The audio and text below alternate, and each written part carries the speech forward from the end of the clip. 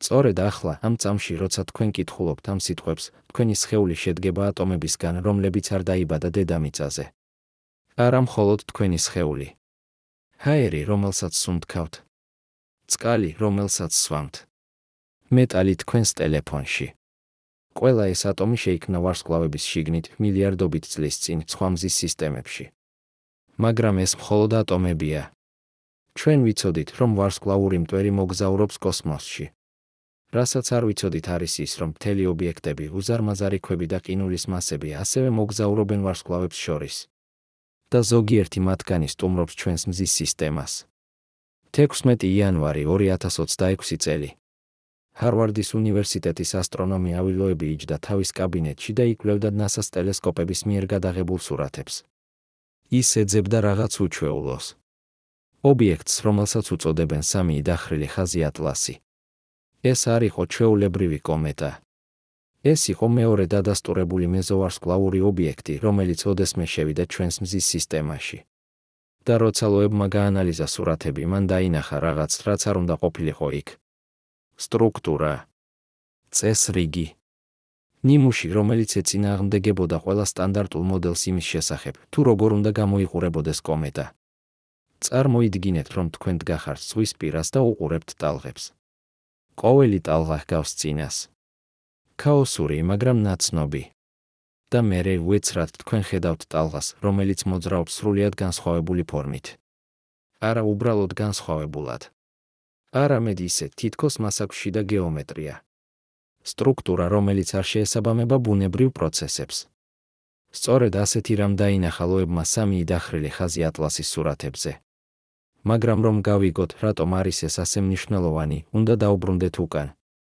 2017 წლის ოქტომბერში. ჰავაის პანსტარსი ტელესკოპმა აღმოაჩინა ობიექტი, რომელიც მოძრაობდა ისეთი სიჩქარით, რომ ცხადი გახდა, ის არ იყო ჩვენი მზის სისტემიდან. მას უწოდეს ოუმუამუა, რაც ჰავაიურად ნიშნავს პირველი მესინჯერი შორიდან. ეს იყო პირველი დადასტურებული მეზოვარსკვლავური ობიექტი. და ის იყო უცნაური. ძალიან უცნაური. ოუმუამუას ჰქონდა წაგრძელებული ფორმა, როგორც სიგარას. ის ბრუნავდა თავის ღერძზე ყოველ 7 საათში. და რაც ყველაზე უცნაურია, ის აჩქარებდა. არა მხოლოდ მოძრაობდა. არამედ აჩქარებდა, თითქოს რაღაც უბიძგებდა მას. მეცნიერებმა შემოგთავაზეს ახსნა, შესაძლოა ის იყო კომეტა, რომელიც გამოყოფდა აირს, და ეს აირი უბიძგებდა მას, როგორც პატარა რაკეტას. მაგრამ პრობლემა იყო ის, რომ არავინ დაინახა ამ აირის კვალი. არანაირი კუდი. არანაირი ღრუბელი. მხოლოდ ობიექტი, რომელიც აჩქარებდა უხილავი ძალით. ავილოებმა, იგივე ასტრონომმა, რომელიც ახლა იკვლევს სამი დახრილი ხაზი ატლასს, მაშინ შემოგთავაზა კონტროვერსიული იდეა. მან თქვა, რა მოხდება, თუ ოუმუამუა არ იყო ბუნებრივი ობიექტი? რა მოხდება, თუ ის იყო ხელოვნური სტრუქტურა? მზის იალქანი, შექმნილი სხვა ცივილიზაციის მიერ. მეცნიერული საზოგადოება აფეთქდა? ზოგიერთმა უწოდა მას ფანტასტი. სხვებმა თქვეს, რომ ის ზიანს აყენებს მეცნიერების რეპუტაციას. მაგრამ ლოები არ დაიხია. მან თქვა, ჩვენ უნდა განვიხილოთ ყველა ჰიპოთეზა, მათ შორის ის, რომელიც გვეჩვენება ფანტასტიკურად. და ახლა, 7 წლის შემდეგ, ჩვენ გვაქვს სამი დახრილი ხაზი ატლასი. მესამე დადასტურებული მეზოვარსკვლავური ობიექტი. და ის კვლავ უცნაურია. მაგრამ ამჯერად ჩვენ გვაქვს უკეთესი ინსტრუმენტები. უკეთესი სურათები. და რაც ყველაზე მნიშვნელოვანია, ჩვენ გვაქვს დრო მის შესასწავლად, სანამ ის არ გაქრება კოსმოსის სიღრმეში. რას ნიშნავს მეზოვარსკვლავური ობიექტი? წარმოიდგინეთ ჩვენი მზის სისტემა, როგორც კუნძული ოკეანეში. ამ კუნძულზე არის 8 პლანეტა, მათი მთვარეები, ასტეროიდები, კომეტები. ყველაფერი, რაც ბრუნავს მზის გარშემო. ყველაფერი, რაც დაიბადა აქ 4,600,000,000 წლის წინ, როცა ჩვენი მზის სისტემა ჩამოყალიბდა აირისა და მტვრის ღრუბლიდან. ეს არის ჩვენი ოჯახი. ჩვენი სახლი. მაგრამ კოსმოსი არ არის ცარიელი. იქ არის სხვა კუნძულები. 200 მილიარდი ვარსკვლავი მხოლოდ ჩვენს გალაქტიკაში. და თითოეულ ამ ვარსკვლავს შეიძლება ჰქონდეს საკუთარი სისტემა. საკუთარი პლანეტები. საკუთარი ასტეროიდები და კომეტები. და ზოგჯერ ძალიან იშვიათად ამ სისტემებიდან რაღაც გამოდის. ობიექტი, რომელიც იძენს საკმარის სიჩქარეს, რომ გაექცეს თავისი ვარსკვლავის გრავიტაციას. და მაშინ ის იწყებს მოგზაურობას ვარსკვლავებს შორის. ეს არის მეზოვარსკვლავური ობიექტი. მოგზაური სხვა მზის სისტემიდან. და სანამ 2017 წელს არ აღმოაჩინეთ ოუმუამუა, ეს იყო მხოლოდ თეორია. მეცნიერებმა იცოდნენ, რომ ასეთი ობიექტები უნდა არსებობდნენ. მათემატიკა ამბობდა, რომ ისინი უნდა იყვნენ. მაგრამ არავინ ჰქონდა ნანახი არც ერთი. არასოდეს. წარმოიდგინეთ, რომ თქვენ ცხოვრობთ პატარა სოფელში, ღრმა ტყეში. თქვენ იცით, რომ არსებობს სხვა სოფლები. თქვენ იცით, რომ იქ ცხოვრობენ სხვა ადამიანები. მაგრამ თქვენ არასოდეს გინახავთ არც ერთი მათგანი.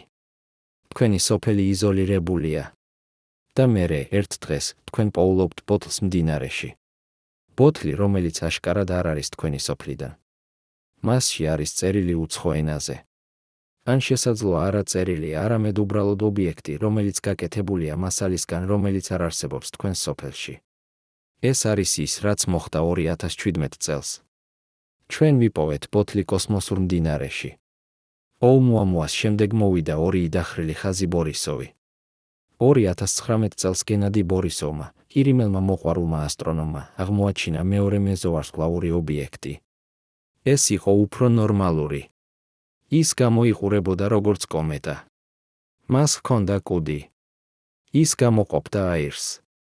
მეცნიერებმა შეისწავლეს ის და დაადგინეს, რომ მისი შემადგენლობა განსხვავდებოდა ჩვენი მზის სისტემის კომეტებისგან.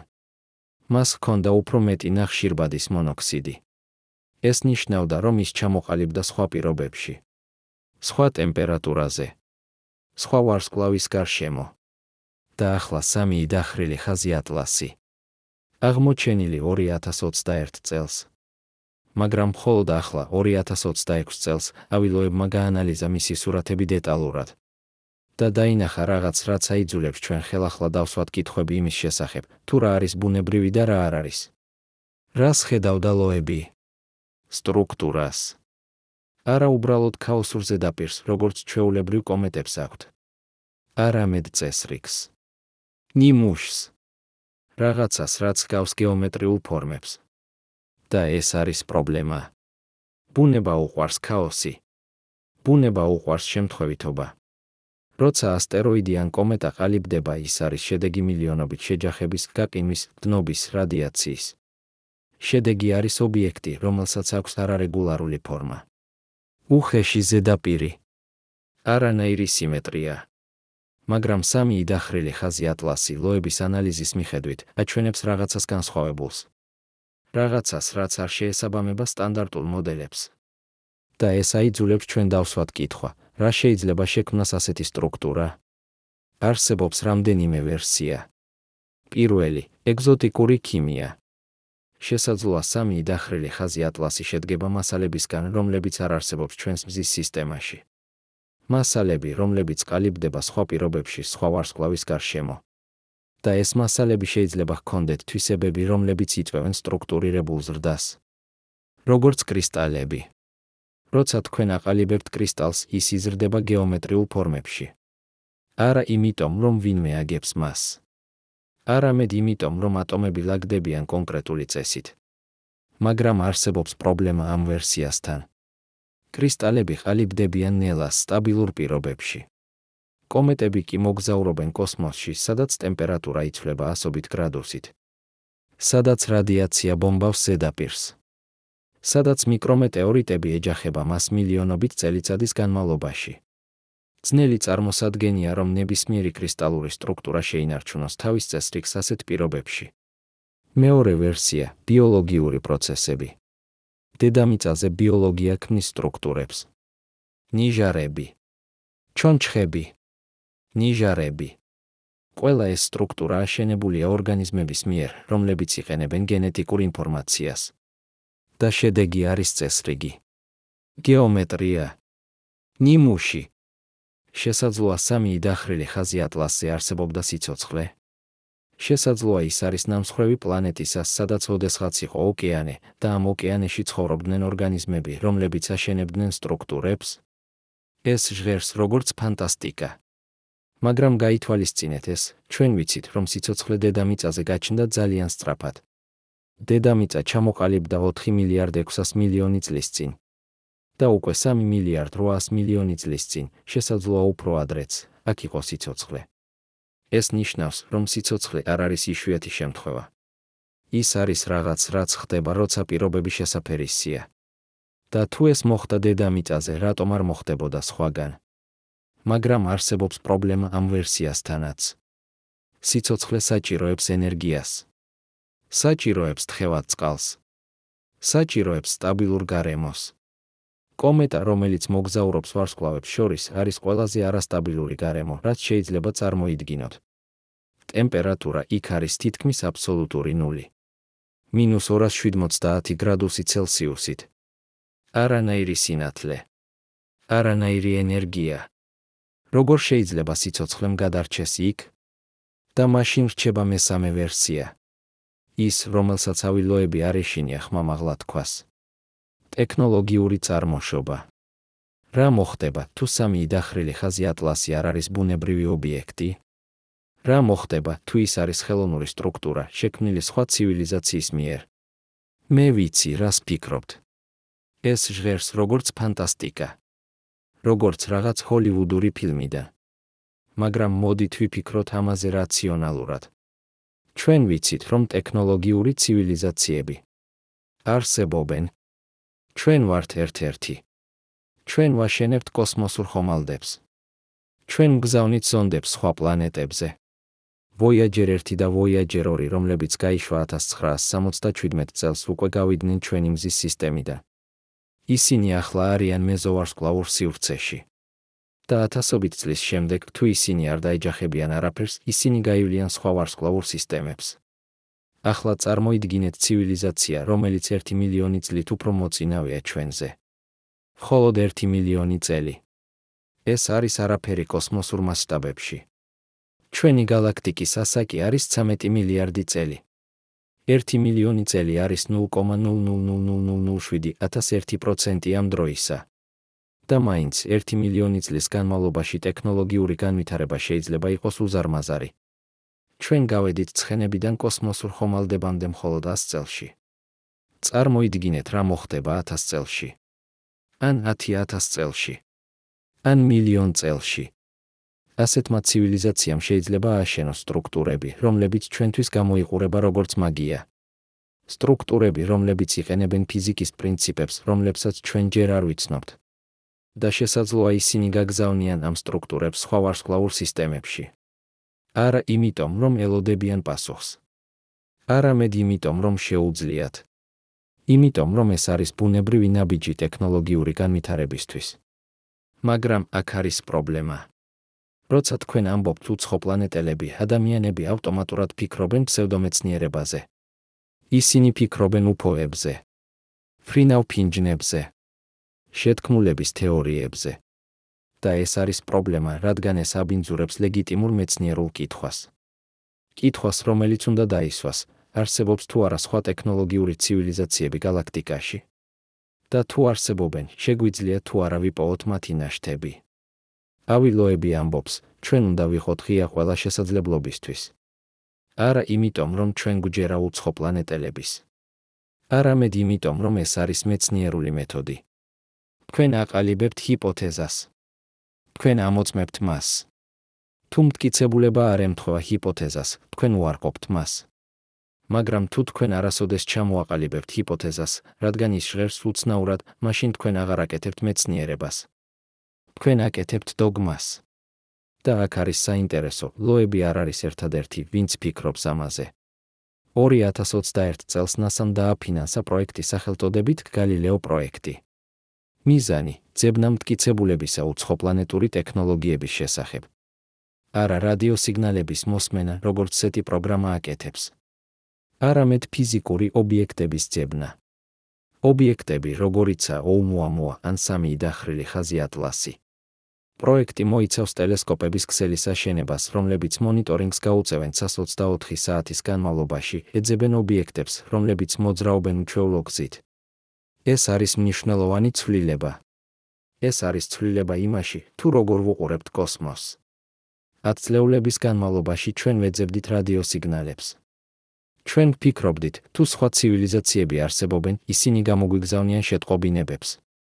მაგრამ რა მოხდება, თუ ისინი არ გამოგვიგზავნიან შეტყობინებებს? რა მოხდება, თუ ისინი უბრალოდ აშენებენ რაღაცას და ტოვებენ მას კოსმოსში?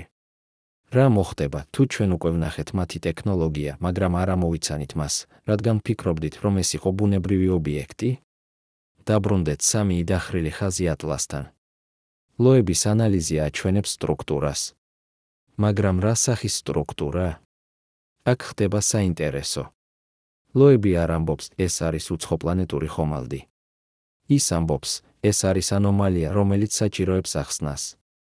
და ის გვთავაზობს რამდენიმე შესაძლო ახსნას, მათ შორის ტექნოლოგიურ წარმოშობას.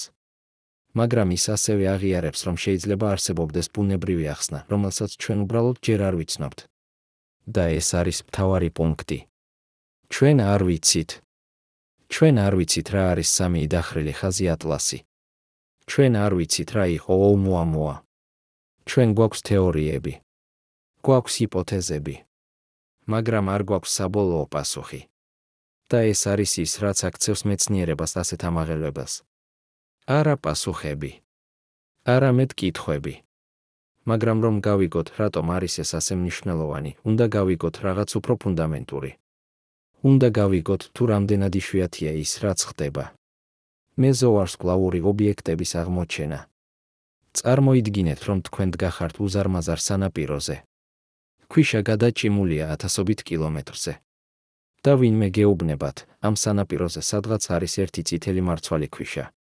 იპოვეთ ის. ეს არის დაახლოებით იმდენად რთული, რამდენადაც იყო მეზოვარსკვლავური ობიექტის პოვნა 2017 წლამდე. რატომ? რადგან ისინი სწრაფია. ისინი პატარაა. და ისინი ბნელია. ოუმუამუა მოძრაობდა 26 კილომეტრი წამში. ეს არის 94,400 კილომეტრი საათში. და მისი ზომა იყო დაახლოებით 400 მეტრი სიგრძეზე. ეს არის პატარა. ძალიან პატარა კოსმოსურ მასშტაბებში. და ის არ გამოსცემდა სინათლეს. ის მხოლოდ ასახავდა მზის სინათლეს. და როცა ის გადიოდა ჩვენი მზის სისტემის გავლით, ის ასახავდა სულ უფრო ნაკლებ სინათლეს, რადგან იშორდებოდა მზეს. ჩვენ ვიღბლიანეთ, რომ ვიპოვეთ ის. პანსტარსი ტელესკოპი, რომელმაც აღმოაჩინა ოუმუამუა, არის ერთ-ერთი ყველაზე მძლავრი ტელესკოპი დედამიწაზე. ის სკანირებს მთელცას ყოველ რამდენიმე ღამეში, ეძებს ობიექტებს, რომლებიც მოძრაობენ. და მაინც ოუმუამუა თითქმის გამოგვრჩა. ჩვენ ვიპოვეთ ის მხოლოდ მას შემდეგ, რაც ის უკვე გადიოდა ჩვენს მზის სისტემას. ჩვენ ვერ დავინახეთ ის მოსვლისას. ვნახეთ მხოლოდ წასვლისას. და ეს ნიშნავს, რომ ჩვენ ალბათ გამოგვრჩა ბევრი სხვა. რამდენიმე ზოვარსკვლავური ობიექტი გაიარა ჩვენი მზის სისტემის გავლით, სანამ გვქონდა ტელესკოპები მათი დასანახად. რამდენი გადის ახლა, ძალიან სწრაფად ან ძალიან ბნელად, რომ ვიპოვოთ ისინი. მეცნიერებმა გამოთვალეს, რომ ჩვენს მზის სისტემაში უნდა შემოდიოდეს დაახლოებით 1 მეზოვარსკვლავური ობიექტი წელიწადში. ეს არის შეფასებად დაფუძნებული იმაზე, თუ რამდენი ვარსკვლავია გალაქტიკაში და რამდენი ობიექტი უნდა იყოს გამოდევნილი ამ ვარსკვლავური სისტემებიდან. მაგრამ ჩვენ ვიპოვეთ მხოლოდ 3-5 წლის განმავლობაში. ეს ნიშნავს, რომ ჩვენ ვხედავთ მხოლოდ დაახლოებით 1%-ს მათგან. ან შესაძლოა ნაკლებს. და ახლა წარმოიდგინეთ რაღაც კიდევ უფრო საოცარი. წარმოიდგინეთ, რომ ამ ობიექტებიდან ზოგიერთი არ არის უბრალოდ ქვა ან ყინული. წარმოიდგინეთ, რომ ზოგიერთი მათგანი არის რაღაც სხვა. რაღაც, რაც ატარებს ინფორმაციას. ისტორიას. მტკიცებულებას იმის შესახებ, თუ როგორ ჩამოყალიბდა სხვა მზის სისტემები. ან შესაძლოა ძალიან იშვიათ შემთხვევებში მტკიცებულებას იმის შესახებ, რომ ჩვენ არ ვართ მარტო. 3 დახრილი ხაზი ატლასის სტრუქტურა, რომელიც ავილოებმა აღმოაჩინა, არის როგორც წერილი უცხო ენაზე. ჩვენ ვხედავთ სიმბოლოებს. ვხედავთ ნიმუშებს. მაგრამ არ ვიცით, რას ნიშნავს ისინი. და ეს არის ის, რაც აქცევს ამ აღმოჩენას ასეთ მნიშვნელოვანს. ეს არის არა მხოლოდ კიდევ ერთი კომეტა. ეს არის თავსატეხი, რომელიც შეიძლება შეიცავდეს პასუხებს ფუნდამენტურ კითხვებზე. მოდით დაუბრუნდეთ იმას, რაც ლოებმა რეალურად დაინახა. NASA-ს ჰაბლის კოსმოსური ტელესკოპი, რომელიც ბრუნავს დედამიწის გარშემო 2019 წლიდან, გადაიღო სერია სურათებისა 3 დახრილი ხაზი ატლასისა 2021 წლის დეკემბერში. ამ დროს ობიექტი იყო დაახლოებით 1,500,000,000 კილომეტრის მანძილზე მზიდან. ეს არის დაახლოებით იმდენი, რამდენადაც არის სატურნის ორბიტა. სურათებზე ობიექტი გამოიყურებოდა როგორც ბუნდოვანი წერტილი, გარშემორტყმული ღრუბლით.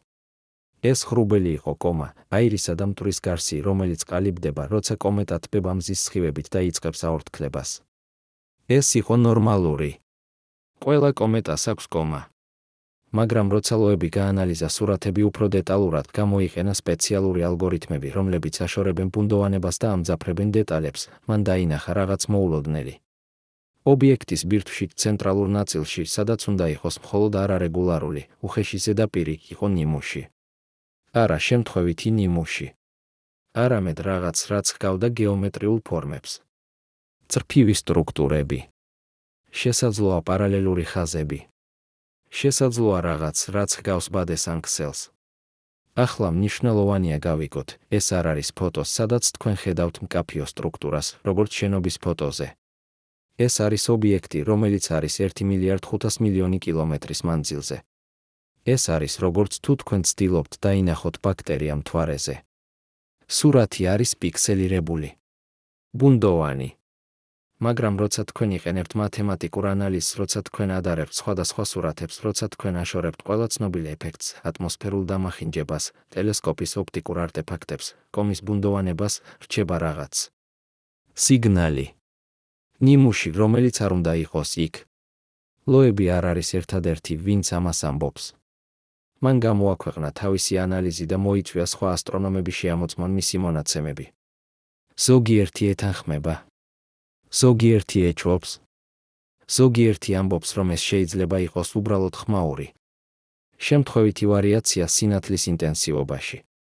მაგრამ ლოები აპირებს, სტატისტიკური ანალიზი აჩვენებს, რომ ალბათობა იმისა, რომ ეს არის შემთხვევითი ხმაური, არის ნაკლები ვიდრე 1%. ახლა 1% არ არის 0. ეს ნიშნავს, რომ შესაძლოა ლოები ცდება. შესაძლოა ის ხედავს ნიმუშს, სადაც არ არის ნიმუში. ეს არის ცნობილი ფენომენი ფსიქოლოგიაში, პარეიდოლია. როცა ჩვენი ტვინი ხედავს სახეებს ღრუბლებში ან ფორმებს შემთხვევით ლაქებში. ჩვენი ტვინი უყვარს ნიმუშების პოვნა. ეს არის ევოლუციური ადაპტაცია. ის გვეხმარება გავიგოთ სამყარო. მაგრამ ზოგჯერ ის ხედავს ნიმუშებს, სადაც არ არის. მაგრამ ლოები არის პროფესიონალი. ის იცის ეს. ის იცის, რომ მისი ტვინი შეიძლება ატყუებდეს მას. სწორედ ამიტომ ის იყენებს მათემატიკას, ალგორითმებს, სტატისტიკას. ის არ ენდობა თავის თვალებს. ის ენდობა მონაცემებს. და მონაცემები ამბობენ, აქ არის რაღაც, რაც საჭიროებს ახსნას. მაშ რა შეიძლება იყოს ეს ახსნა? დავუბრუნდეთ ეგზოტიკური ქიმიის იდეას. წარმოიდგინეთ, რომ 3 დახრილი ხაზი ატლასი ჩამოყალიბდა სხვა ვარსკვლავის გარშემო. არა ვარსკვლავი, როგორიცაა ჩვენი მზე. არამედ განსხვავებული ტიპის ვარსკვლავი. შესაძლოა წითელი ჯუჯა, პატარა, ცივი ვარსკვლავი, რომელიც ცხოვრობს ტრილიონობით წლის განმავლობაში.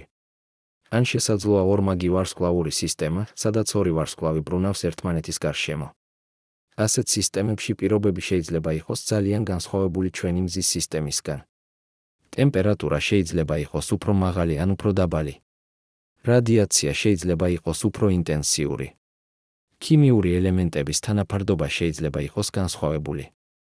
და ეს ყველაფერი გავლენას ახდენს იმაზე, თუ როგორ ყალიბდებიან ობიექტები. დედამიწაზე, როცა წყალი გაკინავს, ის ქმნის ყინულის კრისტალებს. ამ კრისტალებს აქვთ 6-კუთხა სიმეტრია. ეს არის არა იმიტომ, რომ ვინმე აგებს მათ. არამედ იმიტომ, რომ წყლის მოლეკულები ორიო ლაგდებიან კონკრეტული გზით, როცა ისინი გაკინულია. ატომები აყალიბებენ კავშირებს კონკრეტულ კუთხეებში. და ეს კუთხეები განსაზღვრავენ კრისტალის ფორმას. ახლა წარმოიდგინეთ, რომ 3 დახრილი ხაზი ატლასზე არის მასალა, რომელიც არ არსებობს დედამიწაზე. შესაძლოა ეს არის ნაერთი, რომელიც შეიცავს ელემენტებს, რომლებიც იშვიათია ჩვენს მზის სისტემაში, მაგრამ გავრცელებულია სხვა ვარსკვლავურ სისტემებში. შესაძლოა ეს არის ყინული, რომელიც შედგება არა წყლისგან, არამედ მეთანისგან, ამიაკისგან, ნახშირბადის დიოქსიდისგან და ამ მოლეკულების კომბინაცია ქმნის კრისტალურ სტრუქტურას, რომელსაც აქვს განსხვავებული გეომეტრია. ეს არის შესაძლებელი. მაგრამ არსებობს პრობლემა. კრისტალები ყალიბდებიან ნელა. ისინი საჭიროებენ სტაბილურ პირობებს. ისინი საჭიროებენ დროს. მაგრამ სამი დახრილი ხაზი ატლასი მოგზაურობდა კოსმოსში, შესაძლოა მილიონობით წლის განმავლობაში. ამ დროის განმავლობაში ის ბომბარდირებული იყო კოსმოსური რადიაციით. კოსმოსური სხივები, მაღალენერგიული ნაწილაკები, რომლებიც მოძრაობენ თითქმის სინათლის სიჩქარით, ეჯახებოდნენ მის ზედაპირს, ანგრევდნენ მოლეკულებს, ქმნიდნენ ახალ ქიმიურ ნაერთებს. მიკრომეტეორიტები, პატარა მტვრის მარცვლები, ეჯახებოდნენ მას, ქმნიდნენ კრატერებს, ანგრევდნენ ნებისმიერ სტრუქტურას. და მაინც თულოების ანალიზი სწორია, სტრუქტურა შენარჩუნდა. როგორ? ერთი შესაძლებლობა არის ის, რომ სტრუქტურა არ არის ზედაპირზე. შესაძლოა ის არის შიგნით. წარმოიდგინეთ ობიექტი, რომელსაც აქვს შრეები, როგორც ხავს. გარე შრე არის უხეში, დაზიანებული კოსმოსური ეროზიით. მაგრამ შიდა შრეები დაცულია. და ამ შიდა შრეებში, სადაც პირობები უფრო სტაბილურია, კრისტალური სტრუქტურები შეიძლება შენარჩუნდეს მილიონობით წლის განმავლობაში. ეს არის ჰიპოთეზა. ჯერ არ არის დადასტურებული. მაგრამ ის არის შემოწმებადი. როგორ? ერთი გზა არის უფრო დეტალური სპექტროსკოპიული ანალიზი. სპექტროსკოპია არის მეთოდი, რომელიც იყენებს სინათლეს ობიექტის ქიმიური შემადგენლობის დასადგენად. როცა სინათლე ასახავს ობიექტიდან, სხვადასხვა ქიმიური ელემენტები და ნაერთები ათავსებენ თავიანთ ხელმოწერას სინათლის სპექტრში. ისინი შთანთქავენ ან ასახავენ კონკრეტულ ტალღის სიგრძეებს. 2021 წელს, როცა სამი დახრილი ხაზი ატლასი აღმოაჩინეს, ასტრონომებმა გააკეთეს ზოგიერთი სპექტროსკოპიული დაკვირვება. ისინი აღმოაჩინეს, რომ ობიექტი გამოყოფდა ნახშირბადის მონოქსიდს, ნახშირბადის დიოქსიდს და წყალს. ეს არის ნორმალური კომეტებისთვის. მაგრამ დეტალური ანალიზი აჩვენა, რომ თანაფარდობა ამ აირებს შორის იყო ოდნავ განსხვავებული ჩვენი მზის სისტემის კომეტებისგან. ეს ემთხვევა იდეას, რომ სამი დახრილი ხაზი ატლასი ჩამოყალიბდა სხვა პირობებში. მაგრამ ეს არ ხსნის სტრუქტურას. ამისთვის ჩვენ საჭიროებთ უფრო მაღალი გარჩევადობის სურათებს. და აქ არის პრობლემა, სამი დახრილი ხაზი ატლასი ახლა შორდება. ის გადიოდა ჩვენს მზის სისტემას. ყოველ დღე ის ხდება უფრო შორს. უფრო ბუნდოვანი. უფრო რთული დასანახად. და ერთ დღეს, შესაძლოა რამდენიმე თვეში, ის იქნება ძალიან შორს, რომ ჩვენი ტელესკოპებმა დაინახონ ის. ეს არის ტრაგედია. ჩვენ გვაქვს შესაძლოა ერთადერთი შანსი შევისწავლოთ ეს ობიექტი. და ჩვენ კარგავთ მას. ეს არის როგორც თუ თქვენ პოულობთ უძველეს ხელნაწერს, რომელიც შეიცავს დაკარგულ ცოდნას, მაგრამ მელანი ქრება გვერდებიდან, სანამ თქვენ კითხულობთ მას. თქვენ უნდა იკითხოთ სწრაფად. თქვენ უნდა გაიგოთ, რაც შეიძლება მეტი, სანამ ძალიან გვიანი არ არის. სწორედ ამიტომ ლოები და სხვა ასტრონომები მოითხოვენ მეტ დაკვირვების დროს ყველაზე მძლავრ ტელესკოპებზე. ჰაბლი. ჯეიმს ვები კოსმოსური ტელესკოპი, რომელიც გაიშვა 2021 წელს და არის ყველაზე მძლავრი ტელესკოპი, რაც ოდესმე აშენდა. ევროპის სამხრეთის ობსერვატორიის ძალიან დიდი ტელესკოპი ჩილეში. ყველა ეს ინსტრუმენტი შეიძლება გამოყენებულ იქნას სამი დახრილი ხაზი ატლასის შესასწავლად. მაგრამ ტელესკოპის დრო არის ძვირფასი. ასტრონომები მთელ მსოფლიოში კონკურენციას უწევენ მას. და არა ყველას სჯერა, რომ სამი დახრილი ხაზი ატლასი ღირს ამ ინვესტიციას. აქ ჩნდება ფილოსოფიური კითხვა. რა არის უფრო მნიშვნელოვანი? შევისწავლოთ ობიექტი, რომელიც შეიძლება იყოს უბრალოდ უჩვეულო კომეტა. თუ გამოვიყენოთ ეს რესურსები რაღაც სხვაზე, რაც უფრო უსაფრთხოა, უფრო ნორმალურია. ეს არის კლასიკური დილემა მეცნიერებაში. თქვენ ინვესტირებთ რესურსებს რაღაცაში, რაც შეიძლება იყოს მნიშვნელოვანი აღმოჩენა, მაგრამ ასევე შეიძლება იყოს ცარიელი. თუ თქვენ რჩებით უსაფრთხო ზონაში, სადაც თქვენ იცით, რომ მიიღებთ შედეგებს, მაგრამ ეს შედეგები არ იქნება რევოლუციური. ლოები ირჩევს პირველს. ის ამბობს, მეცნიერება არ არის უსაფრთხო. მეცნიერება არის რისკი. თქვენ უნდა იყოთ მზად შეისწავლოთ უცნაური, მოულოდნელი, კონტროვერსიული. რადგან სწორედ იქ ხდება აღმოჩენები. არა უსაფრთხო ზონაში. არამედ საზღვარზე, სადაც ჩვენი ცოდნა მთავრდება და იწყება უცნობი. და აქ არის საინტერესო პარალელი. წარმოიდგინეთ, რომ თქვენ ხართ მე-15 საუკუნის ევროპელი მეცნიერი. თქვენ იცით, რომ დედამიწა ბრტყელია. ყველა იცის ეს. ეს არის აშკარა. თქვენ ხედავთ ჰორიზონტს. ის ბრტყელია. მაგრამ მერე ზოგიერთი უცნაური ადამიანი იწყებს ამბობას, რა მოხდება თუ დედამიწა მრგვალია? რა მოხდება თუ ჩვენ შეგვიძლია გავიაროთ ოკეანე და მივაღწიოთ სხვა მხარეს? ეს ჟღერს როგორც სისულელე. ეს ეწინააღმდეგება ყველაფერს, რაც თქვენ იცით. მაგრამ ზოგიერთი ადამიანი გადაწყვეტს შეამოწმოს. ისინი აშენებენ გემებს. ისინი გაემგზავრებიან. და ისინი აღმოაჩენენ, რომ დედამიწა მართლაც მრგვალია. და ეს აღმოჩენა ცვლის ყველაფერს. ის ცვლის ჩვენს გაგებას სამყაროზე. ის ხსნის ახალ კონტინენტებს, ახალ შესაძლებლობებს. სამი იდახრილი ხაზი ატლასი შეიძლება იყოს ჩვენი გემი. ჩვენი შანსი აღმოვაჩინოთ რაღაც ფუნდამენტურად ახალი. ან შეიძლება არა. შეიძლება ის იყოს უბრალოდ კომეტა უჩვეულო შემადგენლობით. მაგრამ ჩვენ არ გავიგებთ თუ არ შევისწავლით მას. ახლა მოდით განვიხილოთ მეორე ჰიპოთეზა, ბიოლოგიური წარმოშობა. ეს ჟღერს კიდევ უფრო ფანტასტიკურად ვიდრე ეგზოტიკური ქიმია. მაგრამ მოდით ვიფიქროთ ამაზე ლოგიკურად. დედამიწაზე სიცოცხლე ქმნის სტრუქტურებს. კორალის რიფები, ნიჟარები, ხის ტოტები. ყველა ამ სტრუქტურას აქვს წესრიგი. გეომეტრია, ნიმუში. და ეს ნიმუში არის შედეგი გენეტიკური ინფორმაციისა. დმის, რომელიც ამბობს უჯრედებს, როგორ გაიზარდონ, როგორ განლაგდნენ, როგორ ააშენონ სტრუქტურები. ახლა წარმოიდგინეთ პლანეტა სხვა ვარსკვლავურ სისტემაში. პლანეტა, რომელსაც აქვს ოკეანე. ამ ოკეანეში ვითარდება სიცოცხლე. არ აუცილებლად სიცოცხლე, როგორც ჩვენ ვიცნობთ მას. არამედ რაღაც, რაც აკეთებს იმას, რასაც სიცოცხლე აკეთებს, ის რეპლიცირდება. ის ვითარდება. ის ადაპტირდება. და ის აშენებს სტრუქტურებს. ამ პლანეტაზე მილიარდობით წლის განმავლობაში ეს სიცოცხლე ვითარდება. ის ავსებს ოკეანეს. ის ქმნის რიფებს, ტყეებს, ეკოსისტემებს. და მერე რაღაც ხდება. შესაძლოა ვარსკვლავი იწყებს კვდომას. ან პლანეტა კარგავს თავის ატმოსფეროს. ან უზარმაზარი ასტეროიდი ეჯახება მას. და პლანეტა კვდება. ოკეანე გაკინავს. სიცოცხლე ქრება. მაგრამ სტრუქტურები რჩება. გაკინული ყინულში. დაკრძალული ქვეშ. და მერე მილიონობით წლის შემდეგ რაღაც ხდება კიდევ. შესაძლოა სხვა პლანეტა ან ასტეროიდი ეჯახება ამ მკვდარ პლანეტას. ეჯახება ისეთი ძალით, რომ ნამსხვრევები გამოიტყორცნება კოსმოსში. და ზოგიერთი ამ ნამსხვრევებიდან, რომლებიც შეიცავს გაკინულ სტრუქტურებს, იწყებს მოგზაურობას ვარსკვლავებს შორის. ეს არის ჰიპოთეზა. ის არ არის დადასტურებული. მაგრამ ის არ არის შეუძლებელიც.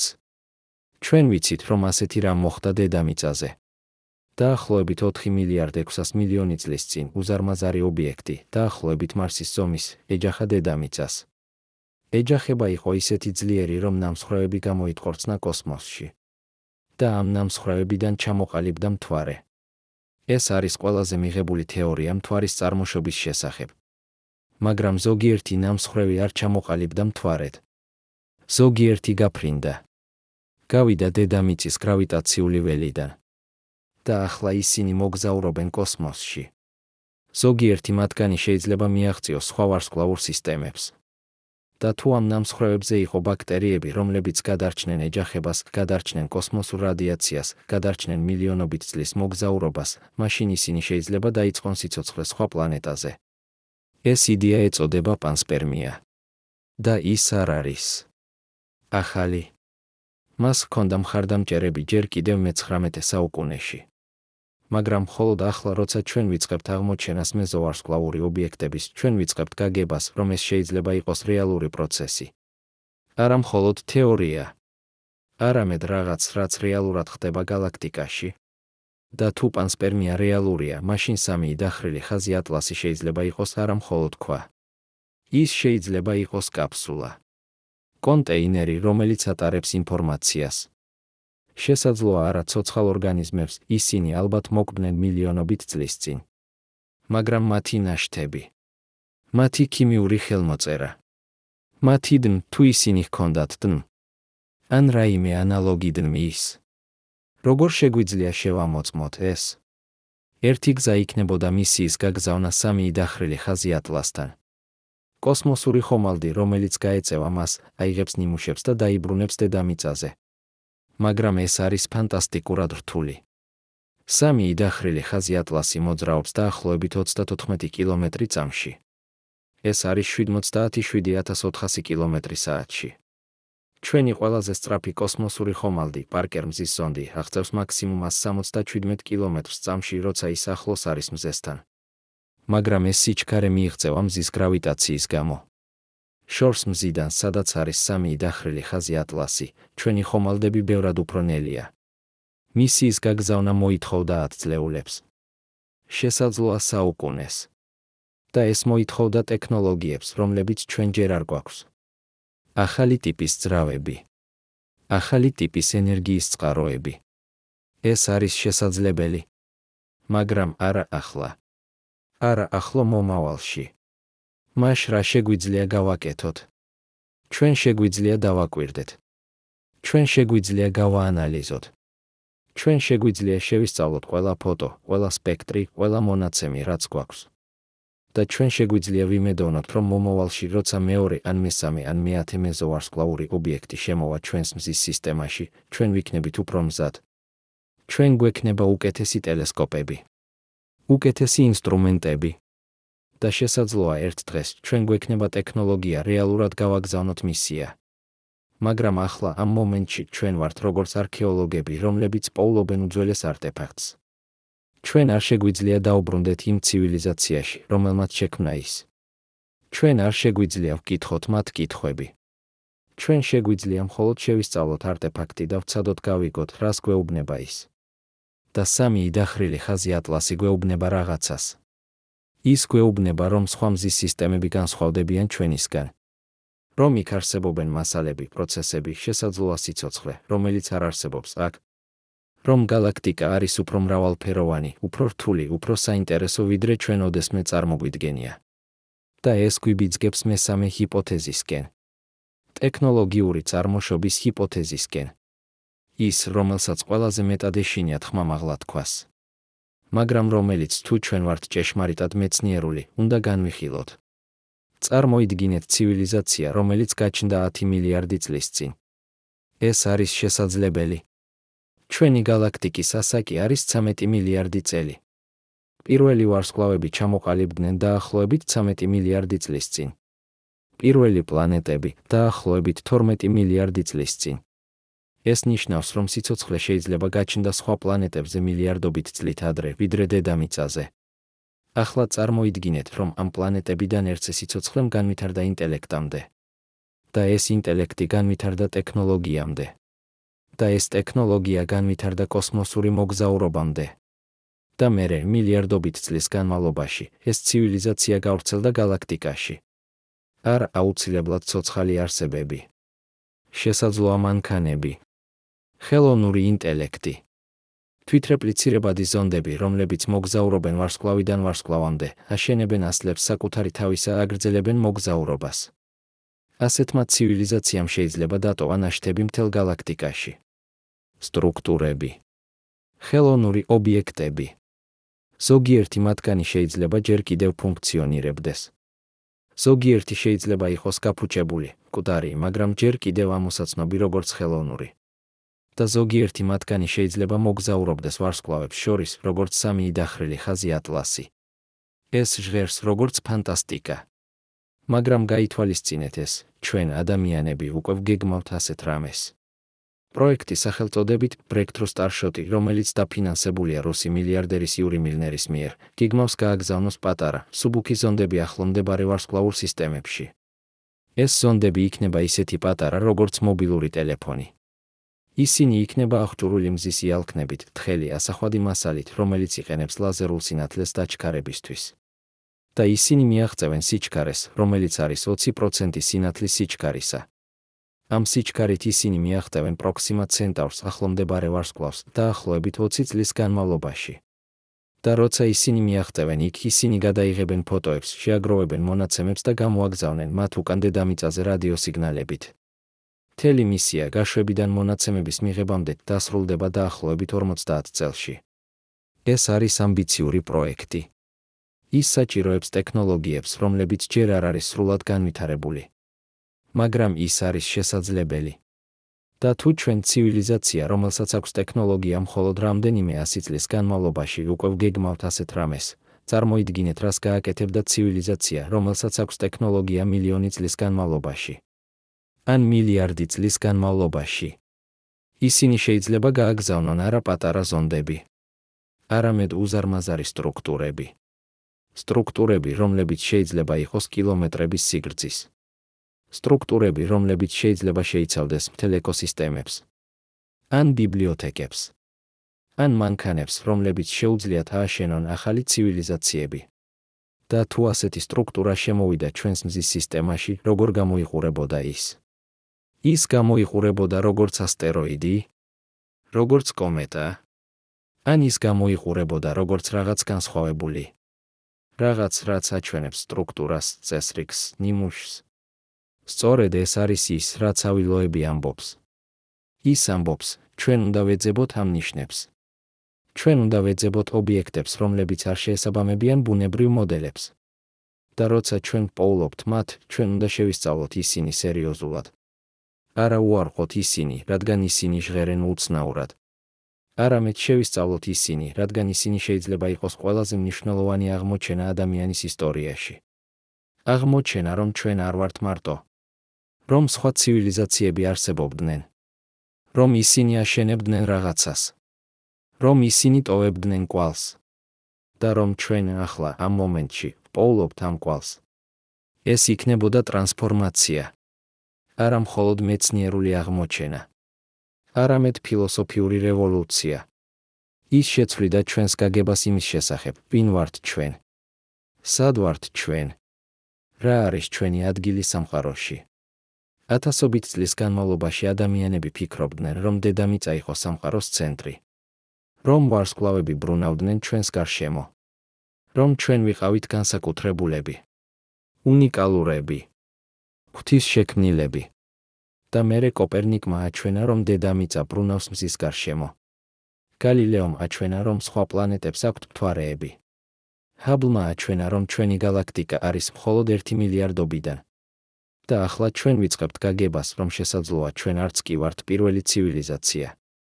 ეს არის დამამცირებელი აზრი. მაგრამ ის ასევე არის ამაღელვებელი. რადგან ეს ნიშნავს, რომ ჩვენ არ ვართ მარტო. ეს ნიშნავს, რომ სამყარო არის სავსე შესაძლებლობებით.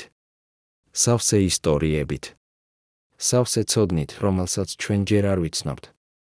და სამი დახრილი ხაზი ატლასი შეიძლება იყოს გასაღები ამ ცოდნისკენ. ან შეიძლება არა. შეიძლება ის იყოს უბრალოდ კომეტა. მაგრამ ფაქტი, რომ ჩვენ ვსვამთ ამ კითხვას, ფაქტი, რომ ჩვენ ვსწავლობთ მას, ფაქტი, რომ ჩვენ ვართ ღია შესაძლებლობისთვის, რომ ის შეიძლება იყოს რაღაც მეტი, ეს თავისთავად არის ტრანსფორმაცია. ჩვენ აღარ ვართ ცივილიზაცია, რომელიც უყურებს ცას და ხედავს მხოლოდ სინათლის წერტილებს. ჩვენ ვართ ცივილიზაცია, რომელიც უყურებს ცას და ხედავს შესაძლებლობებს. კითხვებს. საიდუმლოებებს. და შესაძლოა პასუხებს.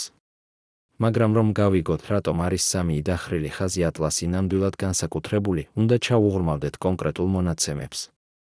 უნდა გავიგოთ, რას ნიშნავს სტრუქტურა ასტრონომიული თვალსაზრისით. რადგან როცა ლოები ამბობს სტრუქტურა, ის არ საუბრობს რაღაცაზე, რაც თქვენ შეგიძლიათ დაინახოთ თვალით. ის საუბრობს რაღაცაზე, რაც ჩნდება მხოლოდ მაშინ, როცა თქვენ ამუშავებთ მონაცემებს კონკრეტული გზით. წარმოიდგინეთ, რომ თქვენ უსმენთ რადიოს. თქვენ ისმენთ ხმაურს. თითქმის შემთხვევით ხმაურს. მაგრამ მერე თქვენ იყენებთ ფილტრს, რომელიც აშორებს გარკვეულ სიხშირეებს. და უეცრად ხმაურში თქვენ იწყებთ სმენას რაღაცას. არა სიტყვებს. არა მუსიკას. არამედ ნიმუშს. რიტმს. რაღაცას, რაც არ არის სრულიად შემთხვევითი. ეს არის ის, რაც ხდება, როცა ასტრონომები ამუშავებენ ტელესკოპის მონაცემებს. ჰაბლის კოსმოსურმა ტელესკოპმა გადაიღო 3 დახრილი ხაზი ატლასის 30-ზე მეტი სურათი 2021 წლის დეკემბრიდან 2022 წლის იანვრამდე. ეს იყო კრიტიკული პერიოდი, რადგან ობიექტი იყო საკმარისად ახლოს, რომ დეტალები ჩანდეს, მაგრამ ასევე იწყებდა შორდებას. ყოველი დღე ის ხდებოდა ოდნავ უფრო ბუნდოვანი.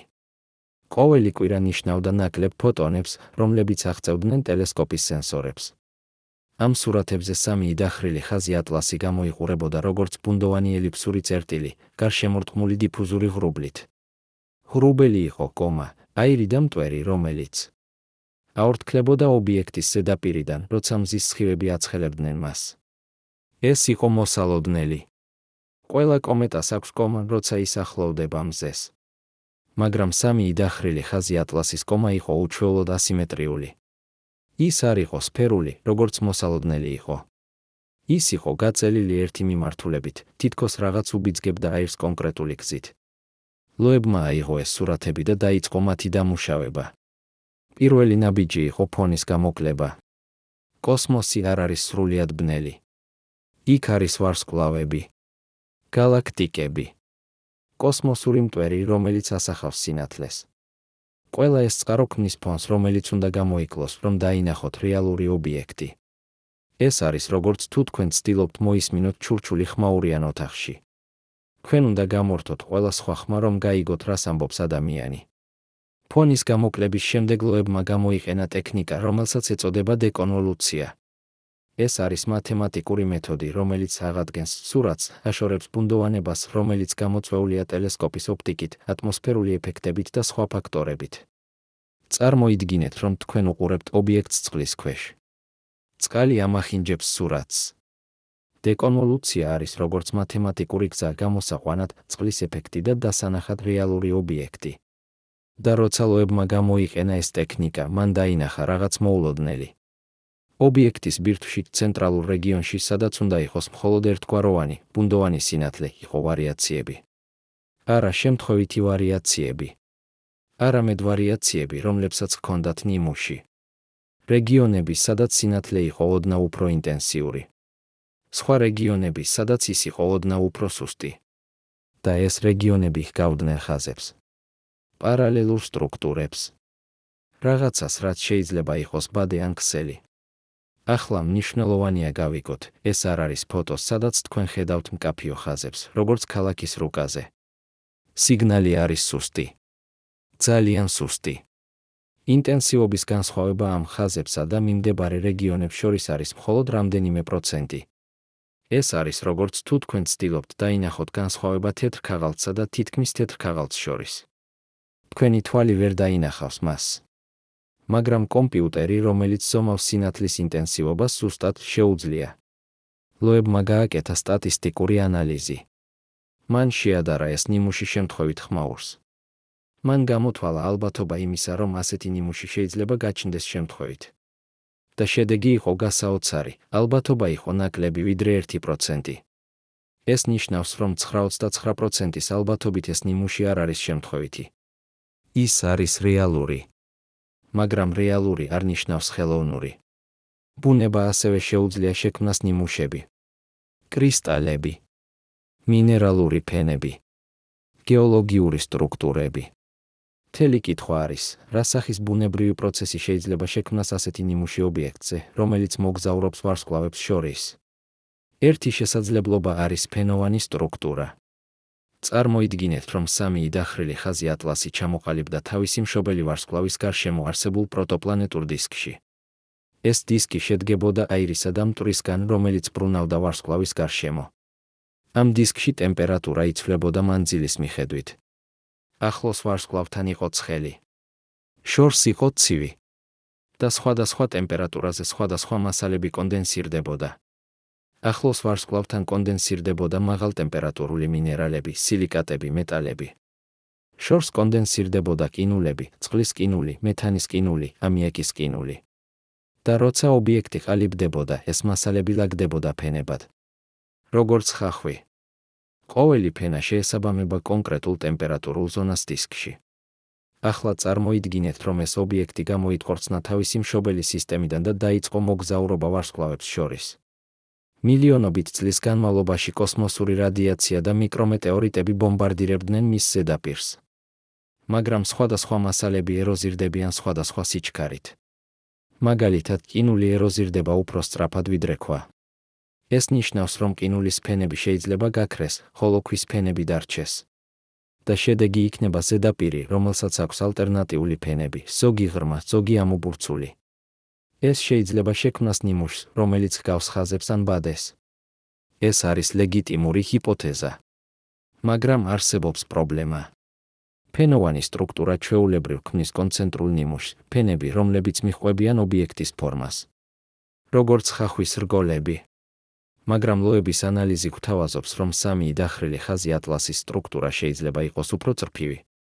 ხაზები, რომლებიც არ მიჰყვებიან ობიექტის კონტურს. ეს არის უცნაური. ეს არის არა ის, რასაც მოელით ბუნებრივი ეროზიისგან. მეორე შესაძლებლობა არის კრისტალური სტრუქტურა. ზოგიერთი მინერალი, როცა ის კრისტალიზდება, ქმნის გეომეტრიულ ფორმებს. მაგალითად, პირიტი, რკინის სულფიდი, ხშირად ყალიბდება კუბების სახით. კვარცი ყალიბდება ექვსკუთხა პრიზმების სახით. ეს ფორმები არის შედეგი იმისა, თუ როგორ ლაგდებიან ატომები კრისტალურ ბადეში. ახლა წარმოიდგინეთ, რომ სამი დახრილი ხაზი ატლასი შეიცავს დიდ რაოდენობით კონკრეტულ მინერალს, რომელიც კრისტალიზდება წრფივ ფორმებში. როცა ობიექტი ყალიბდებოდა, ეს მინერალი კრისტალიზდებოდა და ქმნიდა პარალელურ სტრუქტურებს. და ახლა, როცა ჩვენ ვუყურებთ ობიექტს, ჩვენ ვხედავთ ამ კრისტალურ სტრუქტურებს, როგორც ხაზებს ან ნიმუშებს. ეს ასევე არის ლეგიტიმური ჰიპოთეზა. მაგრამ კვლავ არსებობს პრობლემა. კრისტალები ყალიბდებიან ნელა სტაბილურ პირობებში. ისინი საჭიროებენ დროს, რომ ატომები მოეწყონ სწორ პოზიციებში. მაგრამ სამი დახრილი ხაზი ატლასი მოგზაურობდა კოსმოსში, სადაც პირობები არ არის სტაბილური. ტემპერატურა იცვლება. რადიაცია ანგრევს მოლეკულებს. მიკრომეტეორიტები ქმნიან შოკურტალღებს, რომლებიც ანგრევენ კრისტალურ სტრუქტურებს. როგორ შეიძლება კრისტალური ნიმუში შენარჩუნდეს ასეთ პირობებში მილიონობით წლის განმავლობაში? ერთი პასუხი არის ის, რომ სტრუქტურა არ არის ზედაპირზე. ის არის შიგნით. წარმოიდგინეთ ობიექტი, რომელსაც აქვს სქელი გარე ფენა, რამდენიმე მეტრი ან ათეულობით მეტრი. ეს ფენა დაზიანებულია კოსმოსური ეროზიით. მაგრამ შიგნით დაცულ ზონაში კრისტალური სტრუქტურები შენარჩუნებულია. და ახლა, როცა ობიექტი ახლოვდება მზეს და იწყებს აორთქლებას, ზედაპირული ფენა ნელ-ნელა იშლება. და ჩვენ იწყებთ ხედვას შიდა სტრუქტურების. ეს არის ინტრიგული იდეა. მაგრამ ის საჭიროებს დადასტურებას. როგორ შეგვიძლია შევამოწმოთ ეს? ერთი გზა იქნებოდა სპექტროსკოპიული ანალიზი უფრო მაღალი გარჩევადობით. თუ სტრუქტურა რეალურად არის კრისტალური, მაშინ სხვადასხვა რეგიონები უნდა აჩვენებდნენ სხვადასხვა სპექტრალურ ხელმოწერებს. რეგიონები, სადაც არის კრისტალები, უნდა ასახავდნენ სინათლეს განსხვავებულად ვიდრე რეგიონები, სადაც არ არის. მაგრამ ასეთი დაკვირვებები არის ძალიან რთული. სამი დახრილი ხაზი ატლასი ახლა არის დაახლოებით 2 მილიარდი კილომეტრის მანძილზე მზიდან. ეს არის შორს უფრო შორს ვიდრე სატურნი. ამ მანძილზე ობიექტი არის ძალიან ბუნდოვანი. მისი სინათლე არის ისეთი სუსტი, რომ მხოლოდ ყველაზე მძლავრ ტელესკოპებს შეუძლიათ დაინახონ ის. და დეტალური სპექტროსკოპია საჭიროებს კიდევ უფრო მეტ სინათლეს. სწორედ აქ ჩნდება ჯეიმს ვები კოსმოსური ტელესკოპი. ვები არის ყველაზე მძლავრი ტელესკოპი, რაც ოდესმე აშენდა. მისი მთავარი სარკე არის 6 მეტრი ნახევარი დიამეტრით, თითქმის 3-ჯერ უფრო დიდი ვიდრე ჰაბლის. და ის მუშაობს ინფრაწითელ დიაპაზონში, რაც ნიშნავს, რომ მას შეუძლია დაინახოს ობიექტები, რომლებიც ძალიან ცივია, ან ძალიან შორს, რომ გამოსცემდნენ ხილულ სინათლეს. 2022 წლის მარტში ასტრონომთა ჯგუფმა, რომელშიც შედიოდა ავილოები, წარადგინა წინადადება ვებისთვის დააკვირდეს სამი დახრილი ხაზი ატლასს. მათ სთხოვეს 20 საათი დაკვირვების დრო, ეს არის ბევრი ასეთი მოთხოვნილი ინსტრუმენტისთვის. მათ განმარტეს, რომ ეს არის უნიკალური შესაძლებლობა შეისწავლონ მეზოვარსკვლავური ობიექტი დეტალურად. რომ ასეთი შესაძლებლობა არ გაჩნდება კიდევ 10 წლეულების განმავლობაში. წინადადება განიხილა NASA-ს მეცნიერულმა კომიტეტმა. ისინი აფასებდნენ მის მეცნიერულ ღირებულებას. ისინი ადარებდნენ მას სხვა წინადადებებს. და ბოლოს 2022 წლის ივნისში მათ გამოაცხადეს გადაწყვეტილება, წინადადება იყო მიღებული. ვები დააკვირდებოდა 3 დახრილი ხაზი ატლასს. მაგრამ მერე რაღაც მოხდა. ვების გაშვება, რომელიც დაგეგმილი იყო 2021 წლის დეკემბერში, დაგვიანდა. ტექნიკური პრობლემები, COVID-19 პანდემია, ბიუჯეტის საკითხები. ტელესკოპი საბოლოოდ გაიშვა 2021 წლის დეკემბრის 25-ს. მაგრამ მერე მას დასჭირდა დრო მისაღწევად თავის საბოლოო პოზიციაში, წერტილში, რომელიც არის 1.500.000 კილომეტრის მანძილზე დედამიწიდან. მერე დასჭირდა დრო მისი ინსტრუმენტების კალიბრაციისთვის.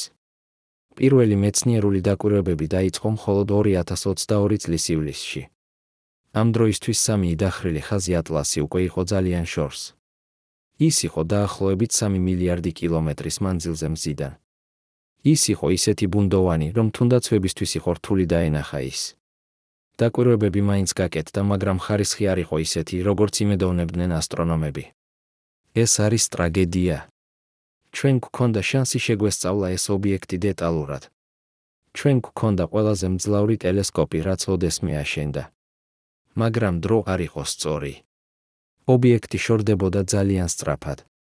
და ახლა ის თითქმის გაქრა. მაგრამ ეს არ ნიშნავს, რომ ყველაფერი დაკარგულია. ასტრონომები აგრძელებენ ანალიზს მონაცემებისა, რომლებიც მათ აქვთ. ისინი იყენებენ ახალ ალგორითმებს, ახალ ტექნიკებს, რომ გამოიტანონ მეტი ინფორმაცია ჰაბლის სურათებიდან. და ისინი ემზადებიან შემდეგი მეზოვარსკვლავური ობიექტისთვის. რადგან ახლა ჩვენ ვიცით, რომ ისინი არსებობენ. ჩვენ ვიცით, რომ ისინი შემოდიან ჩვენს მზის სისტემაში რეგულარულად. და ჩვენ ვიცით, რომ ზოგიერთი მათგანი შეიძლება იყოს უჩვეულო. შეიძლება იყოს განსაკუთრებული. შეიძლება ატარებდეს ინფორმაციას, რომელიც შეცვლის ჩვენს გაგებას სამყაროზე. სწორედ ამიტომ 2021 წელს ავილოებმა დააარსა გალილეო პროექტი. ეს არის ინიციატივა, რომელიც მიზნად ისახავს სისტემატურ ძებნას უცხოპლანეტური ტექნოლოგიების მტკიცებულებებისა. არა რადიოსიგნალების მოსმენას, როგორც ტრადიციული სეტი პროგრამა აკეთებს. არამედ ფიზიკური ობიექტების ძებნას. ობიექტები, რომლებიც შეიძლება იყოს ხელოვნური. ობიექტები, რომლებიც მოძრაობენ უჩვეულო გზით. ობიექტები, რომლებსაც აქვთ სტრუქტურა, რომელიც არ შეესაბამება ბუნებრივ მოდელებს. პროექტი მოიცავს რამდენიმე კომპონენტს. პირველი არის ტელესკოპების ქსელის აშენება, რომლებიც მონიტორინგს გაუწევენ 124 საათის განმავლობაში.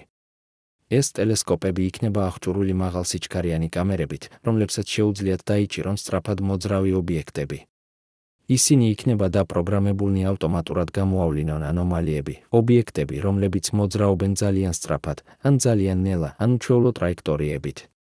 მეორე კომპონენტი არის ხელოვნური ინტელექტის გამოყენება მონაცემების ანალიზისთვის. ყოველ ღამე ეს ტელესკოპები გადაიღებენ ათასობით სურათს. ადამიანი ვერ შეძლებს ყველა ამ სურათის გადახედვას. მაგრამ ხელოვნური ინტელექტი შეუძლია. მას შეუძლია ისწავლოს, ამოიცნოს ნიმუშები. ამოიცნოს ობიექტები, რომლებიც არ არის ვარსკვლავები, არ არის თვითმფრინავები, არ არის თანამგზავრები. ობიექტები, რომლებიც შეიძლება იყოს რაღაც ახალი.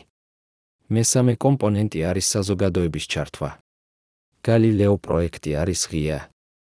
მონაცემები იქნება საჯარო. ნებისმიერს შეუძლია წვდომა მათზე. ნებისმიერს შეუძლია გააანალიზოს ისინი. იდეა არის ის, რომ მეცნიერება არ უნდა იყოს დახურული კლუბი. ის უნდა იყოს ღია პროცესი, სადაც ყველას შეუძლია მონაწილეობა. ეს არის რადიკალური მიდგომა. ტრადიციულად ასტრონომია იყო ელიტური სფერო. მხოლოდ პროფესიონალ ასტრონომებს ჰქონდათ წვდომა დიდ ტელესკოპებზე. მხოლოდ მათ შეეძლოთ გამოეცხადებინათ აღმოჩენები. მაგრამ გალილეო პროექტი ამბობს, ეს არის ძალიან მნიშვნელოვანი კითხვა, რომ დავტოვოთ ის მხოლოდ ექსპერტებისთვის. ჩვენ საჭიროებთ ყველას. ჩვენ საჭიროებთ ათასობით თვალს, რომლებიც უყურებენ ცას. ათასობით ტვინს, რომლებიც ფიქრობენ პრობლემაზე. და ეს მუშაობს. ისტორიაში ბევრი მნიშვნელოვანი აღმოჩენა გაკეთდა მოყვარულების მიერ. გენადი ბორისოვი, რომელმაც აღმოაჩინა 2 დახრილი ხაზი ბორისოვი, არ იყო პროფესიონალი ასტრონომი. ის იყო ელექტრიკოსი, რომელსაც უყვარდა ასტრონომია და ააშენა საკუთარი ტელესკოპი. კეროლინ შუმეიკერმა და იუჯინ შუმეიკერმა, რომლებმაც აღმოაჩინეს შუმეიკერ-ლევი 9 კომეტა, რომელიც ეჯახა იუპიტერს 1994 წელს, იყვნენ გეოლოგები, არა ასტრონომები. მეცნიერება არ არის მხოლოდ ექსპერტებისთვის. ის არის ყველასთვის, ვისაც აქვს ცნობის მოყვარეობა, ვისაც სურს გაიგოს სამყარო. და ახლა, პირველად ისტორიაში, ჩვენ გვაქვს ინსტრუმენტები, რომლებიც საშუალებას აძლევენ ყველას მონაწილეობა მიიღოს ამ ძებნაში. მაგრამ დაუბრუნდეთ 3 დახრილი ხაზი ატლასს. რა ვიცით ახლა? რა არ ვიცით? და რა შეგვიძლია ვისწავლოთ მომავალში? ჩვენ ვიცით, რომ 3 დახრილი ხაზი ატლასი არის მეზოვარსკვლავური ობიექტი. ის მოვიდა სხვა ვარსკვლავური სისტემიდან. ჩვენ ვიცით, რომ მას აქვს უჩვეულო შემადგენლობა, უფრო მეტი ნახშირბადის მონოქსიდი, ვიდრე ჩვენი მზის სისტემის კომეტებს. ჩვენ ვიცით, რომ მას აქვს ასიმეტრიული კომა, აირის ღრუბელი, რომელიც არ არის სფერული. და ჩვენ ვიცით, რომ ლოების ანალიზის მიხედვით, მას შეიძლება ჰქონდეს სტრუქტურა, ნიმუში, რომელიც არ შეესაბამება სტანდარტულ მოდელებს. მაგრამ ჩვენ არ ვიცით, რა არის ეს სტრუქტურა. ჩვენ არ ვიცით, არის თუ არა ის რეალური, თუ ეს არის ანალიზის არტეფაქტი. ჩვენ არ ვიცით, თუ ის არის ბუნებრივი, ფენოვანი სტრუქტურა, კრისტალური ნიმუში, თუ რაღაც სხვა. და ჩვენ არ ვიცით, საიდან მოვიდა ის. რომელი ვარსკვლავური სისტემიდან. რა პირობებში ჩამოყალიბდა. ამ კითხვებზე პასუხის გასაცემად ჩვენ საჭიროებთ მეტ მონაცემებს. ჩვენ საჭიროებთ უფრო მაღალი გარჩევადობის სურათებს. უფრო დეტალურ სპექტროსკოპიას. და იდეალურ შემთხვევაში ჩვენ საჭიროებთ ნიმუშებს. ფიზიკურ ნიმუშებს ობიექტიდან, რომლებსაც შეგვიძლია შევისწავლოთ ლაბორატორიაში. მაგრამ 3 დახრილი ხაზი ატლასი ახლა ძალიან შორს არის. და ის გრძელდება შორდება. ყოველ დღე ის არის 1000-ობით კილომეტრით უფრო შორს. ყოველ კვირა ის არის მილიონობით კილომეტრით უფრო შორს. და ერთ დღეს, შესაძლოა რამდენიმე წლის შემდეგ, ის იქნება ისეთი შორს, რომ თუნდაც ჯეიმს ვები ვერ დაინახავს მას. ეს არის რეალობა მეზოვარსკვლავური ობიექტების შესწავლისა. ისინი არიან მოგზაურები. ისინი არ რჩებიან. ისინი გადიან ჩვენს მზის სისტემას, როგორც ტურისტები, რომლებიც გადიან ქალაქს. ჩვენ გვაქვს მხოლოდ მოკლე დრო დავაკვირდეთ მათ. მოკლე ფანჯარა, რომ შევისწავლოთ ისინი. და თუ ჩვენ გამოვტოვებთ ამ ფანჯარას, ჩვენ გამოვტოვებთ შესაძლოა ერთადერთ შანსს გავიგოთ რაღაც ფუნდამენტურად ახალი. სწორედ ამიტომ ასტრონომები ახლა აშენებენ ახალ ტელესკოპებს, რომლებიც სპეციალურად შექმნილია მეზოვარსკვლავური ობიექტების დასაძებნად. ერთ-ერთი ასეთი პროექტი არის ვერა რუბინის ობსერვატორია ჩილეში. ეს ობსერვატორია, რომელიც უნდა დაიწყოს მუშაობა 2025 წელს, გააკეთებს მთელი სამხრეთის ნახევარსფეროს ცის სურათს ყოველ 3 ღამეში. ის იქნება ისეთი მგრძნობიარე, რომ შეძლებს აღმოაჩინოს ობიექტები, რომლებიც არიან 100-ჯერ უფრო ბუნდოვანი ვიდრე ის, რასაც ახლანდელი ტელესკოპები ხედავენ. ეს ნიშნავს, რომ ვერა რუბინის ობსერვატორია შეძლებს აღმოაჩინოს მეზოვარსკვლავური ობიექტები ბევრად უფრო ადრე. არა, როცა ისინი უკვე გადიან ჩვენს მზის სისტემას, არამედ როცა ისინი მხოლოდ შემოდიან. ეს მოგცემს მეტ დროს დავაკვირდეთ მათ. მეტ დროს შევისწავლოთ ისინი. მეტ დროს გავიგოთ რა არიან ისინი. და არა მხოლოდ ვერა რუბინი. არსებობს სხვა პროექტებიც. ევროპული კოსმოსური სააგენტო გეგმავს მისიას სახელწოდებით კომეტ ინტერსეპტორი. ეს იქნება კოსმოსური ხომალდი, რომელიც იქნება მზადყოფნაში, ელოდება შემდეგ მეზოვარსკვლავურ ობიექტს. როცა ასეთი ობიექტი აღმოჩნდება, ხომალდი გაიშვება და გაეწევა მას. ის გადაიღებს ფოტოებს ახლო მანძილიდან. ის გააკეთებს სპექტროსკოპიულ ანალიზს. და, თუ შესაძლებელია, ის შეეცდება აიღოს ნიმუშები. ეს იქნება პირველი მისია, რომელიც რეალურად შეეხება მეზოვარსკვლავურ ობიექტს. პირველი მისია, რომელიც მოიტანს ნიმუშებს სხვა ვარსკვლავური სისტემიდან. ეს იქნება ისტორიული მომენტი. მომენტი, რომელიც შეცვლის ჩვენს გაგებას სამყაროზე. მაგრამ ეს მოხდება მხოლოდ თუ ჩვენ ვიქნებით მზად. თუ ჩვენ გვექნება ტელესკოპები, რომლებიც შეძლებენ აღმოაჩინონ ობიექტები ადრე. თუ ჩვენ გვექნება კოსმოსური ხომალდები, რომლებიც შეძლებენ გაეშვან სწრაფად. თუ ჩვენ გვექნება ინსტრუმენტები, რომლებიც შეძლებენ გაანალიზონ ნიმუშები. და თუ ჩვენ გვექნება ნება ინვესტირება გავაკეთოთ ამ ტექნოლოგიებში, ნება დავუთმოთ დრო და რესურსები ამ ძებნას. რადგან ეს არ არის მხოლოდ მეცნიერული კითხვა. ეს არის ფილოსოფიური კითხვა. კითხვა იმის შესახებ, ვინ ვართ ჩვენ? სად ვართ ჩვენ? მარტო ვართ თუ არა? და თუ არა მარტო, რას ნიშნავს ეს? ათასობით წლის განმავლობაში ადამიანები უყურებდნენ ცას და ფიქრობდნენ ამ კითხვებზე.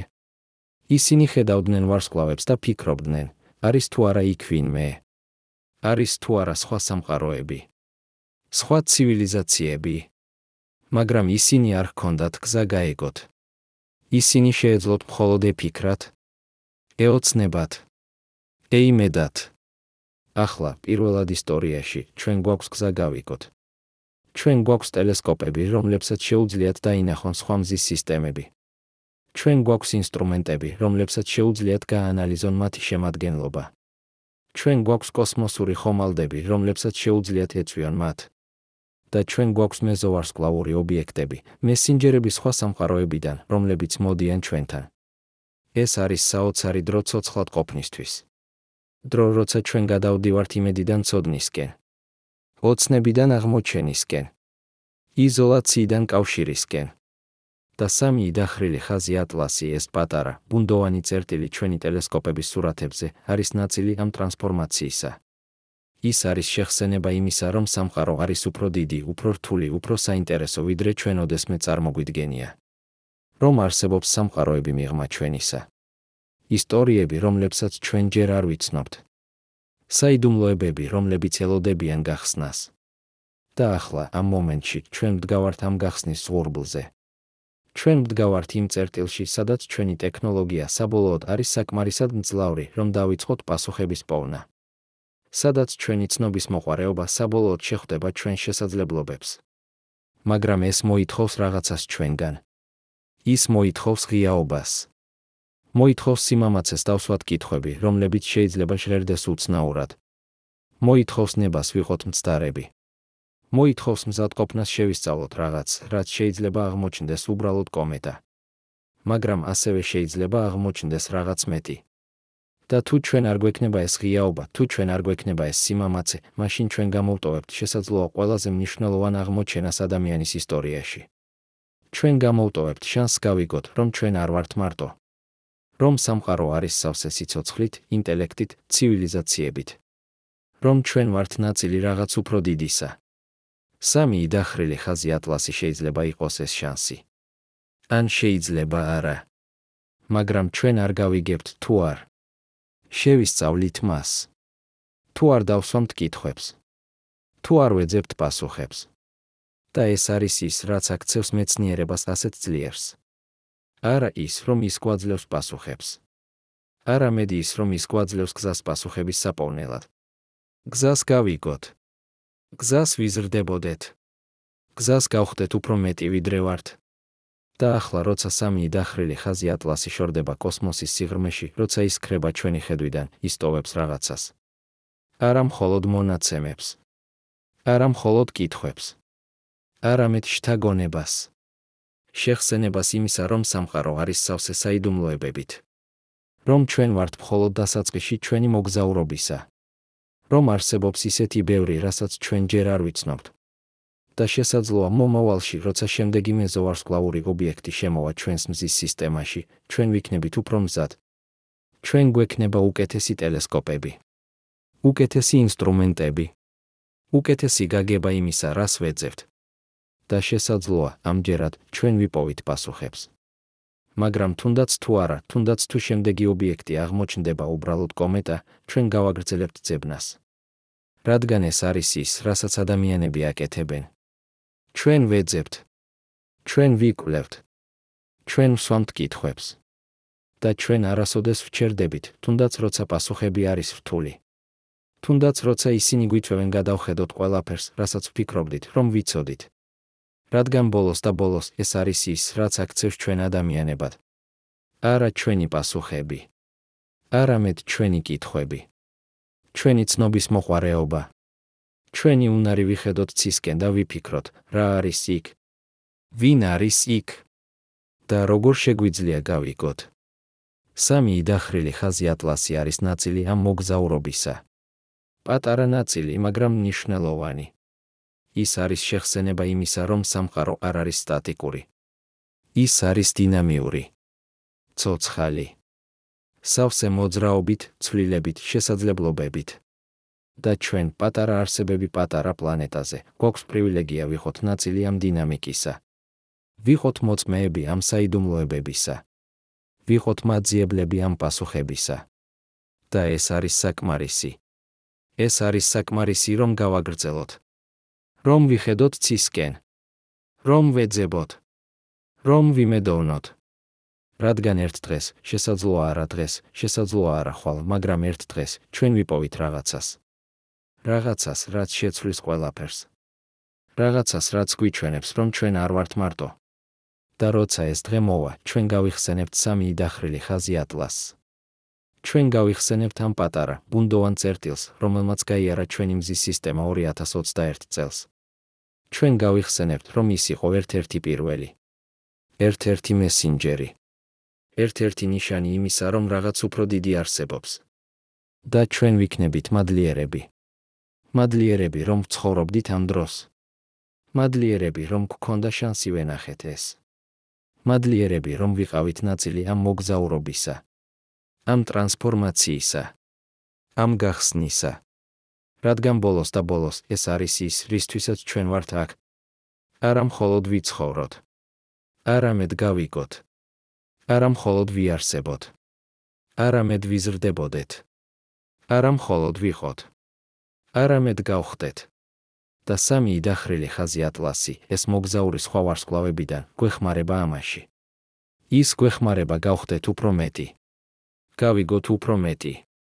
ვიყოთ უფრო მეტი. და ამისთვის ჩვენ უნდა ვუთხრათ მადლობა. მადლობა ამ პატარა ობიექტს, რომელმაც მოგზაურობა გააკეთა ტრილიონობით კილომეტრი, რომ მოეწვია ჩვენთან. რომ გვიჩვენოს, რომ სამყარო არის უფრო დიდი ვიდრე ჩვენი ოცნებები. რომ გვახსენოს, რომ ჩვენ ვართ ნაწილი რაღაც უფრო დიდისა. და ახლა, როცა ის შორდება, როცა ის ბრუნდება კოსმოსის სიღრმეში, ჩვენ ვუყურებთ მას. ჩვენ ვუთხრით ნახვამდის. და ჩვენ ველოდებით შემდეგს. შემდეგ მესინჯერს. შემდეგ საიდუმლოს. შემდეგ შანსს გავიგოთ. რადგან ეს არის ის, რასაც ჩვენ აკეთებთ. ჩვენ ველოდებით. ჩვენ ვეძებთ. ჩვენ ვიმედოვნებთ. და ჩვენ არასოდეს ვჩერდებით. მაგრამ აქ არის რაღაც, რაც ჩვენ ჯერ არ განვიხილეთ. რაღაც, რაც შეიძლება იყოს ყველაზე მნიშვნელოვანი. და ეს არის არა ის, რასაც ჩვენ ვხედავთ სამი იდახრილი ხაზი ატლასში. არამედ ის, რასაც ჩვენ არ ვხედავთ. წარმოიდგინეთ, რომ თქვენ დგახართ ბნელ ოთახში. თქვენ ხართ ბრმა. და ვინმე გეუბნებათ, ამ ოთახში არის ავეჯი. თქვენ იწყებთ სიარულს. თქვენი ხელები გაწვდილია წინ. თქვენ ეხებით რაღაცას. ეს არის მაგიდა. თქვენ გრძნობთ მის ფორმას. მის ტექსტურას. მის ტემპერატურას. და თქვენ იწყებთ აშენებას მენტალური სურათისა იმის შესახებ, როგორ გამოიყურება ეს ოთახი. მაგრამ აქ არის პრობლემა. თქვენ შეეხეთ მხოლოდ ერთ ობიექტს. ერთ მაგიდას. ოთახში შეიძლება იყოს 10 სხვა ობიექტი. ან 100. ან 1000. მაგრამ თქვენ არ იცით მათ შესახებ, რადგან თქვენ არ შეეხეთ მათ. თქვენი მენტალური სურათი ოთახის შესახებ არის არასრული. ის დაფუძნებულია მხოლოდ იმაზე, რასაც თქვენ შეეხეთ. ეს არის ზუსტად ის, რაც ხდება მეზოვარსკვლავური ობიექტებით. ჩვენ აღმოვაჩინეთ 3.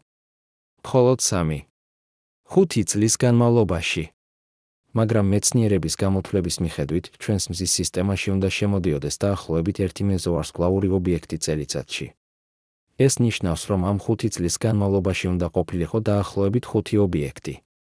ჩვენ ვიპოვეთ 3. სად არის დანარჩენი 2? პასუხი არის მარტივი, ჩვენ გამოგვრჩა ისინი. ისინი იყვნენ ძალიან პატარა. ან ძალიან ბნელი. ან ძალიან სწრაფი. ან ისინი გადიოდნენ ისეთ ტრაექტორიაზე, რომ ჩვენი ტელესკოპები არ უყურებდნენ იმ მიმართულებით. ჩვენ ვართ როგორც ადამიანი ბნელ ოთახში, რომელიც შეეხო მხოლოდ ერთ მაგიდას და ფიქრობს, რომ ეს არის ყველაფერი, რაც არის იქ. მაგრამ რეალობა არის ბევრად უფრო რთული. და ბევრად უფრო საინტერესო. 2023 წელს ასტრონომთა ჯგუფმა ჰარვარდის უნივერსიტეტიდან გამოაქვეყნა კვლევა, რომელიც ცდილობდა შეეფასებინა რეალური რაოდენობა მეზოვარსკვლავური ობიექტებისა. ისინი გამოიყენეს კომპიუტერული სიმულაციები, რომლებიც ითვალისწინებდნენ ყველა ცნობილ ფაქტორს, ვარსკვლავების რაოდენობას გალაქტიკაში, პლანეტური სისტემების ფორმირების მოდელებს, ალბათობას იმისა, რომ ობიექტები გამოიტყორცნებიან თავიანთი სისტემებიდან, მათ სიჩქარეებს, მათ ტრაექტორიებს. და შედეგი იყო გასაოცარი. მათი გამოთვლების მიხედვით, ჩვენს მზის სისტემაში ნებისმიერ მოცემულ მომენტში უნდა იყოს არა ერთი, არამედ დაახლოებით 10,000 მეზოვარსკვლავური ობიექტი. 10,000 ობიექტები, რომლებიც მოგზაურობენ ჩვენი მზის სისტემის გავლით ამ წამში, ამ წუთში, ამ საათში. წარმოიდგინეთ ეს. ახლა როცა თქვენ კითხულობთ ამ სიტყვებს, კოსმოსში, სადღაც მარსისა და იუპიტერის ორბიტებს შორის, ან იუპიტერისა და სატურნის შორის, ან შორს, კუიპერის სარტყელში, მოგზაურობს 10,000 ობიექტი სხვა ვარსკვლავური სისტემებიდან. ზოგიერთი მათგანი არის პატარა, როგორც მანქანა. ზოგიერთი არის დიდი, როგორც მთა. ზოგიერთი არის ყინული. ზოგიერთი არის ქვა. ზოგიერთი არის მეტალი. და ზოგიერთი ძალიან იშვიათად შეიძლება იყოს რაღაც სხვა. მაგრამ ჩვენ ვხედავთ მხოლოდ 3-ს. 3-ს 10,000-დან. ეს არის 0,03%. წარმოიდგინეთ, რომ თქვენ ცხოვრობთ ქალაქში, სადაც არის 10,000 ადამიანი. მაგრამ თქვენ ხედავთ მხოლოდ 3-ს მათგანს. დანარჩენი 9,997 არის უხილავი თქვენთვის. ისინი არიან იქ. ისინი მოძრაობენ. ისინი ცხოვრობენ. მაგრამ თქვენ არ შეგიძლიათ დაინახოთ ისინი. ეს არის ის, რაც ხდება ახლა. ჩვენ ვართ ბრმები უმეტესობისთვის იმისა, რაც რეალურად ხდება ჩვენს მზის სისტემაში. ჩვენ ვხედავთ მხოლოდ ყველაზე დიდ, ყველაზე ნათელ, ყველაზე ახლო ობიექტებს. დანარჩენი გრჩება უხილავი. და აქ არის საშინელი აზრი. თუ ჩვენ ვხედავთ მხოლოდ 0,03%-ს, ეს ნიშნავს, რომ ჩვენი სტატისტიკური ნიმუში არის ძალიან პატარა. ძალიან არასაიმედო. წარმოიდგინეთ, რომ თქვენ ცდილობთ გაიგოთ, როგორია საშუალო ადამიანი, მაგრამ თქვენ გაქვთ მონაცემები მხოლოდ 3 ადამიანის შესახებ. ერთი მათგანი არის 2 მეტრის სიმაღლის. მეორე არის 1 მეტრი 50 სანტიმეტრის. მესამე არის 1 მეტრი 70 სანტიმეტრის. რა დასკვნას გააკეთებთ საშუალო სიმაღლის შესახებ? ეს იქნება არასწორი, რადგან თქვენი ნიმუში არის ძალიან პატარა. იგივე ხდება მეზოვარსკვლავურ ობიექტებთან. ჩვენ გვაქვს 3, ოუმუამუა, 2 იდახრილი ხაზი ბორისოვი და 3 იდახრილი ხაზი ატლასი. ოუმუამუა იყო უცნაური, წაგრძელებული, ბრუნავი, აჩქარებული უხილავი ძალით. ბორისოვი იყო ნორმალური, ჩვეულებრივი კომეტა უჩვეულო შემადგენლობით. ატლასი არის შუალედური, კომეტა, მაგრამ შესაძლოა სტრუქტურით. ეს არის ძალიან განსხვავებული ობიექტები. და თუ ისინი წარმოადგენენ მხოლოდ 0,03%-ს იმისა, რაც რეალურად არის იქ, მაშინ რა არის დანარჩენი 99,97%? რამდენად განსხვავებული შეიძლება იყოს ისინი? აქ არის სადაც ავილოების არგუმენტი ხდება ნამდვილად ძლიერი. ის ამბობს, თუ ჩვენ ვხედავთ მხოლოდ ძალიან პატარა ნაწილს და ამ პატარა ნაწილში უკვე ვხედავთ ობიექტს, რომელიც არ შეესაბამება ჩვენს მოდელებს, ოუმუამუას, მაშინ რა არის ალბათობა იმისა, რომ უხილავ 99,97%-ში არის კიდევ უფრო უცნაური ობიექტები. მათემატიკურად ეს არის ცნობილი როგორც შერჩევის ეფექტი. როცა თქვენი ნიმუში არის არასრული, თქვენ ხედავთ მხოლოდ ექსტრემალურ შემთხვევებს. ყველაზე დიდს, ყველაზე ნათელს, ყველაზე უჩვეულოს. ნორმალური, საშუალო ობიექტები რჩება უხილავი. ეს ნიშნავს, რომ ჩვენი 3 აღმოჩენა შეიძლება არ იყოს წარმომადგენლობითი. ისინი შეიძლება იყოს გამონაკლისები. ან კიდევ უფრო საინტერესო, ისინი შეიძლება იყოს მხოლოდ წვერი აისბერგისა. წარმოიდგინეთ, რომ ოუმუამუა ეს უცნაური, წაგრძელებული ობიექტი, რომელიც აჩქარებდა უხილავი ძალით, არ არის გამონაკლისი. წარმოიდგინეთ, რომ ის არის ნორმალური. რომ ასეთი ობიექტები არიან გავრცელებული. რომ 10,000-დან. ვთქვათ, 1000 არის ასეთი. ან 500. ან თუნდაც 100. ეს ნიშნავდა, რომ ჩვენს მზის სისტემაში, ამ წამში მოგზაურობს ასობით ობიექტი, რომლებიც არ შეესაბამებიან ჩვენს გაგებას იმის შესახებ, როგორ უნდა გამოიყურებოდნენ ბუნებრივი ობიექტები. ეს არის არა ფანტასტიკა. ეს არის სტატისტიკური ალბათობა. და ის აიძულებს ჩვენ დავსვათ ძალიან დისკომფორტული კითხვა. რამდენი ხელოვნური ობიექტი გაიარა ჩვენი მზის სისტემის გავლით ბოლო 100 წლის განმავლობაში, სანამ გვქონდა ტელესკოპები მათი დასანახად. რამდენი გადის ახლა, ძალიან სწრაფად ან ძალიან ბუნდოვნად, რომ ვიპოვოთ ისინი. მე ვიცი, რას ფიქრობთ. ეს ჟღერს როგორც შეთქმულების თეორია. როგორც ფსევდომეცნიერება.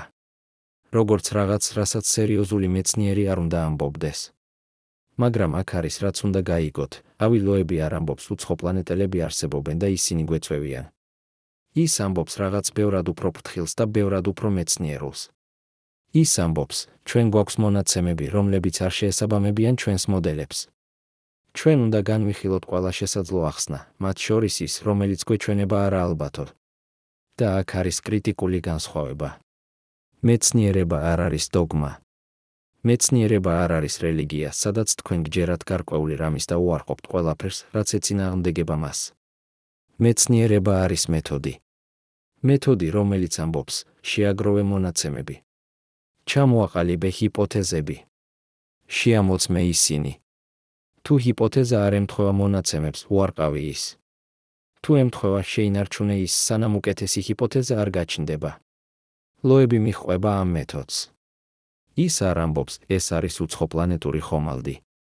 ის ამბობს, ეს არის ანომალია, რომელიც საჭიროებს ახსნას, და ერთ-ერთი შესაძლო ახსნა, რომელსაც ჩვენ არ უნდა გამოვრიცხოთ პრიორე, არის ტექნოლოგიური წარმოშობა. და აქ არის, სადაც მეცნიერული საზოგადოება იყოფა. ზოგიერთი ასტრონომი ეთანხმება ლოებს. ისინი ამბობენ, დიახ, ჩვენ უნდა ვიყოთ ღია ყველა შესაძლებლობისთვის. სხვები არ ეთანხმებიან. ისინი ამბობენ, ტექნოლოგიური წარმოშობა არის ექსტრაორდინალური ჰიპოთეზა და ექსტრაორდინალური ჰიპოთეზები საჭიროებენ ექსტრაორდინალურ მტკიცებულებებს. და ჩვენ არ გვაქვს ასეთი მტკიცებულებები. ეს არის ლეგიტიმური არგუმენტი. ცნობილი როგორც კარლ საგანის სტანდარტი, ექსტრაორდინალური ჰიპოთეზები საჭიროებენ ექსტრაორდინალურ მტკიცებულებებს. მაგრამ აქ არის პრობლემა ამ სტანდარტთან, ვინ განსაზღვრავს რა არის ექსტრაორდინალური? ვინ განსაზღვრავს რა არის საკმარისი მტკიცებულება? 2024 წელს ლოებმა გამოაქვეყნა სტატია, სადაც ის განიხილავდა ამ კითხვას. ის თქვა, ჩვენთვის ადამიანებისთვის 21 საუკუნეში იდეა იმის შესახებ, რომ სხვა ცივილიზაციები არსებობენ, ჩანს ექსტრაორდინალურად. მაგრამ ეს არის მხოლოდ იმიტომ, რომ ჩვენ არ გვინახავს მათი მტკიცებულება. თუ ჩვენ ცხოვრობდით გალაქტიკაში, სადაც ტექნოლოგიური ცივილიზაციები არიან გავრცელებული, სადაც ხელოვნური ობიექტები მოგზაურობენ ვარსკვლავებს შორის რეგულარულად, მაშინ ეს იდეა არ იქნებოდა ექსტრაორდინალური. ის იქნებოდა ნორმალური. ჩვეულებრივი. აშკარა. პრობლემა არის ის, რომ ჩვენ არ ვიცით, რომელ გალაქტიკაში ვცხოვრობთ. ჩვენ არ ვიცით, არის თუ არა სიცოცხლე იშვიათი თუ გავრცელებული. ჩვენ არ ვიცით, არის თუ არა ინტელექტი იშვიათი თუ გავრცელებული. ჩვენ არ ვიცით, არის თუ არა ტექნოლოგიური ცივილიზაციები იშვიათი თუ გავრცელებული. ჩვენ გვაქვს მხოლოდ ერთი მონაცემთა წერტილი, ჩვენ თვითონ. და ერთი მონაცემთა წერტილი არ არის საკმარისი სტატისტიკური დასკვნების გასაკეთებლად. ეს არის ცნობილი როგორც ფერმის პარადოქსი. ენრიკო ფერმი, იტალიელი ფიზიკოსი 1950 წელს დაუსვა კითხვა, სად არიან ყველა, თუ გალაქტიკა არის ასეთი დიდი 200 მილიარდი ვარსკვლავი და ასეთი ძველი 13 მილიარდი წელი, მაშინ სად არიან სხვა ცივილიზაციები? რატომ არ ვხედავთ მათ? რატომ არ ვისმენთ მათ? რატომ არ ვპოულობთ მათ ნაშთებს? არსებობს ბევრი შესაძლო პასუხი ამ კითხვაზე. შესაძლოა სიცოცხლე არის ძალიან იშვიათი. შესაძლოა ინტელექტი არის ძალიან იშვიათი. შესაძლოა ტექნოლოგიური ცივილიზაციები თვითდესტრუქციას უკეთებენ, სანამ გავრცელდებიან გალაქტიკაში. შესაძლოა ისინი არსებობენ, მაგრამ არ აინტერესებთ კომუნიკაცია ჩვენთან. შესაძლოა ისინი არსებობენ, მაგრამ ჩვენ უბრალოდ არ ვიცნობთ მათ ტექნოლოგიას. ან შესაძლოა და ეს არის ის, რასაც ლოები გვთავაზობს, ისინი არსებობენ და ჩვენ უკვე ვნახეთ მათი ნაშთები, მაგრამ არ ამოვიცანით მათ, რადგან ფიქრობდით, რომ ისინი იყვნენ ბუნებრივი ობიექტები. ეს არის პროვოკაციული იდეა. მაგრამ ის არ არის შეუძლებელი. და აქ არის, რაც აქცევს მას ასეთ მნიშვნელოვანს. თუ ეს იდეა არის სწორი, თუნდაც 1%-ის ალბათობით, მაშინ ჩვენ ვკარგავთ უზარმაზარ შესაძლებლობას არ შევისწავლოთ ის სერიოზულად. წარმოიდგინეთ, რომ 1997 წელს, როცა პირველი რადიოტელესკოპები აშენდა, ვინმე თქვა, ჩვენ უნდა მოусმინოთ სიგნალებს სხვა ცივილიზაციებიდან. და სხვებმა უპასუხეს, ეს არის სისულელე. ეს არის ფანტასტიკა. ეს არის დროის ფუფუნება. და შედეგად არავინ მოусმინა. და ახლა 2026 წელს ჩვენ აღმოვაჩენთ, რომ სხვა ცივილიზაციები რეალურად არსებობდნენ და ისინი გამოგვიგზავნიდნენ სიგნალებს, მაგრამ ჩვენ გამოვტოვეთ ისინი, რადგან არ ვუსმენდით. ეს იქნებოდა ტრაგედია. ისტორიული შეცდომა. და სწორედ ამიტომ ლოები ამბობს, ჩვენ არ უნდა გავიმეოროთ ეს შეცდომა. ჩვენ უნდა ვეძებოთ. ჩვენ უნდა ვიყოთ ღია. ჩვენ უნდა ვიყოთ მზად იმისთვის, რომ ვიპოვოთ რაღაც, რაც შეცვლის ყველაფერს. და სამი დახრილი ხაზი ატლასი შეიძლება იყოს ეს რაღაც. ან შეიძლება არა. მაგრამ ჩვენ არ გავიგებთ, თუ არ შევისწავლით მას ყველა შესაძლო კუთხიდან. თუ არ დავსვამთ ყველა შესაძლო კითხვას.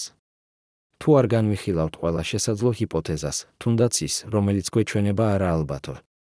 რადგან აქ არის რაც ისტორია გვასწავლის, ის რაც დღეს ჩანს არაალბათოდ, ხვალ შეიძლება გახდეს აშკარა. 1500 წელს არაალბათო იყო, რომ დედამიწა ბრუნავდა მზის გარშემო. 1800 წელს არაალბათო იყო, რომ დაავადებები გამოწვეულია მიკროორგანიზმებით. 1900 წელს არაალბათო იყო, რომ ატომები შეიძლება გაიყოს და გამოუშვან უზარმაზარი ენერგია. 2000 წელს არაალბათო იყო, რომ სამყარო ფართოვდება აჩქარებული სიჩქარით. ყოველ ამ შემთხვევაში მეცნიერებმა, რომლებმაც შემოგთავაზეს ეს იდეები, შეხვდნენ სკეპტიციზმს. მათ უწოდეს ფანტასტები, ერეტიკოსები, სულელები. მაგრამ ისინი იყვნენ სწორები. და მათი იდეები შეცვალა სამყარო. ახლა მე არ ვამბობ, რომ ავილოები აუცილებლად არის სწორი. მე არ ვამბობ, რომ სამი დახრილი ხაზი ატლასი არის ხელოვნური ობიექტი. რასაც ვამბობ არის ის, რომ ჩვენ არ უნდა გამოვრიცხოთ ეს შესაძლებლობა მხოლოდ იმიტომ, რომ ის ჟღერს უცნაურად. ჩვენ უნდა შევისწავლოთ ის. ჩვენ უნდა შევამოწმოთ ის. ჩვენ უნდა მოვიპოვოთ მეტი მონაცემები. და აქ არის, სადაც ჩვენ ვბრუნდებით პრაქტიკულ კითხვებთან. როგორ შეგვიძლია მოვიპოვოთ მეტი მონაცემები? როგორ შეგვიძლია გავიგოთ, რა რეალურად არის სამი დახრილი ხაზი ატლასი? პირველი ნაბიჯი არის უკეთესი დაკვირვებები. ჯეიმს ვები კოსმოსურმა ტელესკოპმა უკვე დააკვირდა სამი დახრილი ხაზი ატლასს, მაგრამ ობიექტი იყო ძალიან შორს და ძალიან ბუნდოვანი. მონაცემები არ არის იდეალური. მაგრამ ასტრონომები აგრძელებენ მათ ანალიზს. ისინი იყენებენ ახალ ალგორითმებს, ახალ ტექნიკებს, რომ გამოიტანონ მეტი ინფორმაცია. მეორე ნაბიჯი არის მომავალი დაკვირვებები. როცა შემდეგი მეზოვარსკვლავური ობიექტი შემოვა ჩვენს მზის სისტემაში და ის შემოვა შესაძლოა მომავალ წელს, ან წელს შემდეგ ჩვენ უნდა ვიყოთ მზად. ჩვენ უნდა გვქონდეს ტელესკოპები, რომლებიც მონიტორინგს გაუწევენ 124 საათის განმავლობაში. ჩვენ უნდა გვქონდეს სწრაფი რეაგირების სისტემები, რომლებიც შეძლებენ მიმართონ ყველა ხელმისაწვდომ ინსტრუმენტს ობიექტზე წამებში. მესამე ნაბიჯი არის მისიები. ევროპული კოსმოსური სააგენტოს კომეტ ინტერსეპტორი არის დასაწყისი. მაგრამ ჩვენ საჭიროებთ მეტს. ჩვენ საჭიროებთ მისიებს, რომლებსაც შეუძლიათ არა მხოლოდ დააკვირდნენ ობიექტებს, არამედ რეალურად შეეხონ მათ. აიღონ ნიმუშები. მოიტანონ ისინი დედამიწაზე. და აქ არის, სადაც ტექნოლოგია ხდება კრიტიკული. ჩვენი ამჟამინდელი კოსმოსური ხომალდები არის ძალიან ნელი. Voyager 1, რომელიც გაიშვა 1977 წელს და არის ყველაზე შორს ობიექტი, რომელიც ადამიანმა ოდესმე გააგზავნა, მოძრაობს დაახლოებით 17 კილომეტრი წამში. ამ სიჩქარით მას დასჭირდება დაახლოებით 70,000 წელი მისაღწევად ახლომდებარე ვარსკვლავამდე. მაგრამ ახალი ტექნოლოგიები ვითარდება. მზის იალქნები, თხელი ასახვადი მასალა, რომელიც იყენებს სინათლის წნევას დაჩქარებისთვის. იონური ძრავები, რომლებიც იყენებენ ელექტრულ ველებს ნაწილაკების დასაჩქარებლად. ბირთვული ძრავები, რომლებიც იყენებენ ბირთვულ რეაქციებს უზარმაზარი ენერგიის გამოსაყოფად. ამ ტექნოლოგიებით ჩვენ შეგვიძლია ავაშენოთ კოსმოსური ხომალდები, რომლებსაც შეუძლიათ მიაღწიონ 10-20% სინათლის სიჩქარისა. ამ სიჩქარით მოგზაურობა ახლომდებარე ვარსკვლავამდე დასრულდება არა 70,000 წელში, არამედ 20 ან 50 წელში. ეს ჯერ კიდევ არის გრძელი დრო. მაგრამ ეს არის დრო, რომელიც ჯდება ადამიანის სიცოცხლის ხანგრძლივობაში. და თუ ჩვენ შეგვიძლია ავაშენოთ ასეთი ხომალდები, მაშინ ჩვენ შეგვიძლია გავაგზავნოთ მისიები არა მხოლოდ ახლომდებარე ვარსკვლავებთან, არამედ მეზოვარსკვლავურ ობიექტებთან. როცა შემდეგი ობიექტი შემოვა ჩვენს მზის სისტემაში, ჩვენ შეგვიძლია გავუშვათ ხომალდი, რომელიც გაეწევა მას, გადაიღებს ფოტოებს, აიღებს ნიმუშებს და დაბრუნდება. ეს არ არის ფანტასტიკა. ეს არის ინჟინერია. რთული ინჟინერია, მაგრამ შესაძლებელი. და თუ ჩვენ ვიქნებით სერიოზულები იმის შესახებ, რომ გავიგოთ რა არიან მეზოვარსკვლავური ობიექტები, ჩვენ უნდა ვიყოთ მზად ინვესტირება გავაკეთოთ ამ ტექნოლოგიებში. რადგან აქ არის რაც რეალურად ხდება. ჩვენ ვდგავართ ისტორიულ მომენტში. მომენტში, როცა ჩვენი ტექნოლოგია პირველად არის საკმარისად მძლავრი, რომ დავიწყოთ ძებნა პასუხებისა ფუნდამენტურ კითხვებზე. ვართ თუ არა ჩვენ მარტო? არსებობს თუ არა სხვა ცივილიზაციები? და თუ არსებობენ, რა შეგვიძლია ვისწავლოთ მათგან?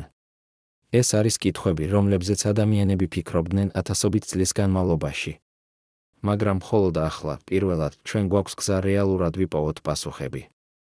არა ფილოსოფიური სპეკულაციით, არა რელიგიური რწმენით, არამედ მეცნიერული დაკვირვებით, ემპირიული მონაცემებით, რეალური მტკიცებულებით.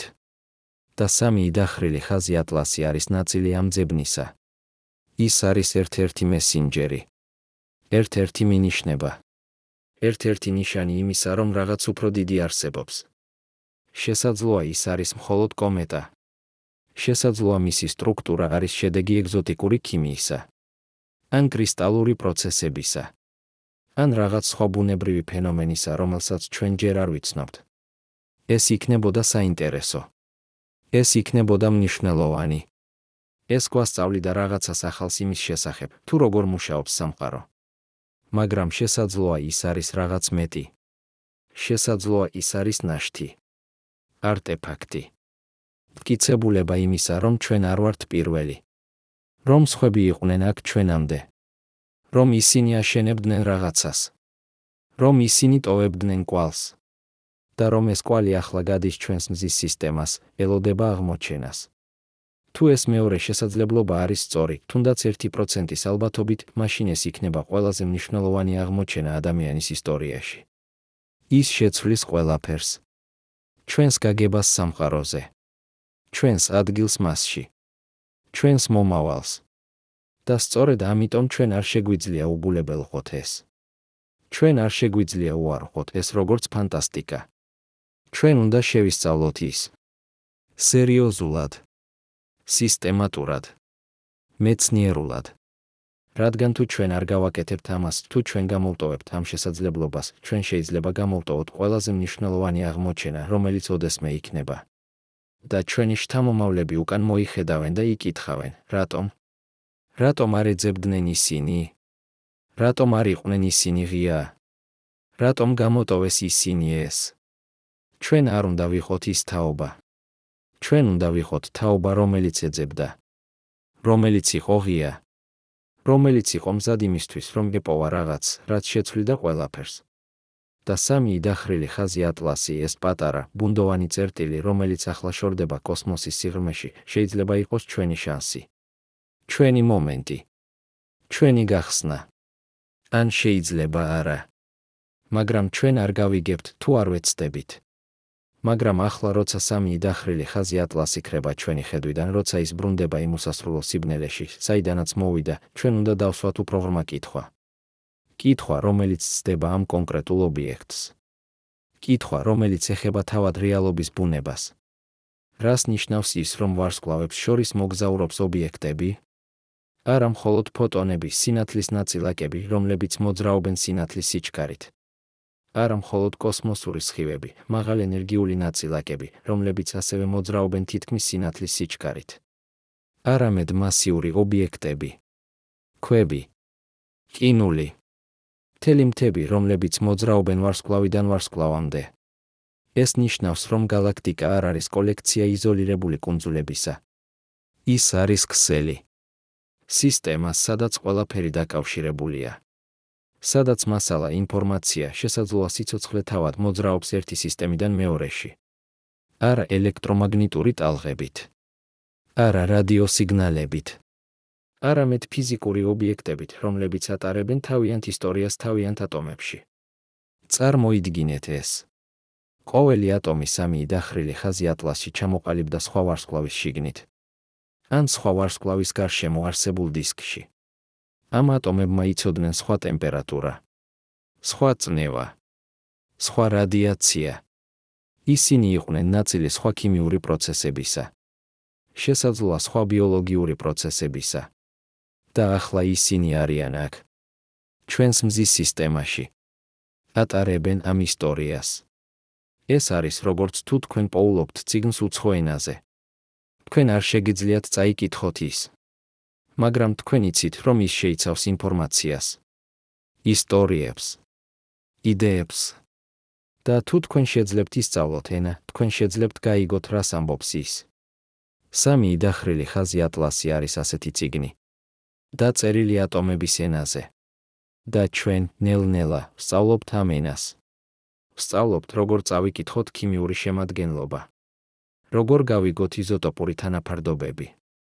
როგორ ამოვიცნოთ ნიმუშები, რომლებიც მიუთითებენ კონკრეტულ პროცესებზე. მაგრამ აქ არის რაც ჩვენ ჯერ არ ვიცით. ჩვენ არ ვიცით, რამდენად განსხვავებული შეიძლება იყოს სხვა ვარსკვლავური სისტემები ჩვენისგან. ჩვენ გვაქვს მხოლოდ ერთი მონაცემთა წერტილი, ჩვენი საკუთარი მზის სისტემა.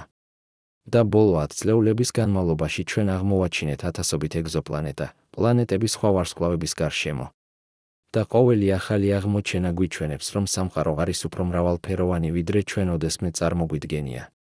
არსებობს ცხელი იუპიტერები, გაზის გიგანტები, რომლებიც ბრუნავენ ძალიან ახლოს თავიანთ ვარსკვლავებთან, სადაც ტემპერატურა აღწევს ათასობით გრადუსს. არსებობს სუპერდედამიწები, ქვიანი პლანეტები, რომლებიც 10-ჯერ უფრო მასიურია ვიდრე ჩვენი პლანეტა. არსებობს ოკეანის სამყაროები, პლანეტები სრულიად დაფარული წყლით, ასობით კილომეტრის სიღრმით. არსებობს ლავის პლანეტები, სადაც ზედაპირი არის თხევადი ქვა. არსებობს ალმასის პლანეტები, სადაც წნევა არის ისეთი მაღალი, რომ ნახშირბადი კრისტალიზდება ალმასებად. და თითოეულ ამ სამყაროს აქვს საკუთარი ქიმია, საკუთარი მინერალოგია, საკუთარი პროცესები. და როცა ობიექტები ამ სამყაროებიდან გამოიტყორცნებიან კოსმოსში, ისინი ატარებენ ამ უნიკალურ ხელმოწერას. ეს ნიშნავს, რომ მეზოვარსკვლავური ობიექტები არ არის მხოლოდ ქვები. ისინი არის ნიმუშები. ნიმუშები იმისა, თუ რა არსებობს იქ გარეთ. რა სახის სამყაროები არსებობს. რა სახის პროცესები ხდება. და თუ ჩვენ შევისწავლით საკმარისად ბევრ მათგანს, ჩვენ შეგვიძლია დავიწყოთ აშენება სტატისტიკური სურათისა გალაქტიკის შესახებ. ჩვენ შეგვიძლია გავიგოთ, რამდენად გავრცელებულია წყალი. რამდენად გავრცელებულია ორგანული მოლეკულები. რამდენად გავრცელებულია პირობები, რომლებიც შეიძლება მხარი დაუჭიროს სიცოცხლეს. და შესაძლოა ერთ დღეს ჩვენ ვიპოვით ობიექტს, რომელიც ატარებს არა მხოლოდ ქიმიურ ხელმოწერას, არამედ ბიოლოგიურ ხელმოწერას. მოლეკულებს, რომლებიც შეიძლება წარმოიქმნას მხოლოდ სიცოცხლის მიერ. ეს იქნება მომენტი, როცა ყველაფერი შეიცვლება. როცა ჩვენ გავიგებთ, რომ სიცოცხლე არ არის უნიკალური მოვლენა. რომ ის არის ბუნებრივი შედეგი ქიმიისა და ფიზიკისა. რომ სადაც არ უნდა არსებობდეს სწორი პირობები, სიცოცხლე გაჩნდება. და რომ გალაქტიკა შესაძლოა არის სავსე სიცოცხლით. არა მხოლოდ მიკრობული სიცოცხლით. არამედ რთული სიცოცხლით. ინტელექტური სიცოცხლით. ტექნოლოგიური სიცოცხლით. მაგრამ აქ არის რაც ჩვენ რეალურად არ ვიცით. და ეს არის ყველაზე მნიშვნელოვანი ნაწილი. ყველაზე ჭეშმარიტი ნაწილი. ჩვენ არ ვიცით რა არის სიცოცხლე. ჩვენ ვიცით როგორ მუშაობს ის დედამიწაზე. ჩვენ ვიცით რომ ის დაფუძნებულია დნმ-ზე ცილებზე. ჩვენ ვიცით რომ ის იყენებს წყალს როგორც გამხსნელს. ჩვენ ვიცით რომ ის საჭიროებს ენერგიას, ინფორმაციას, მეტაბოლიზმს.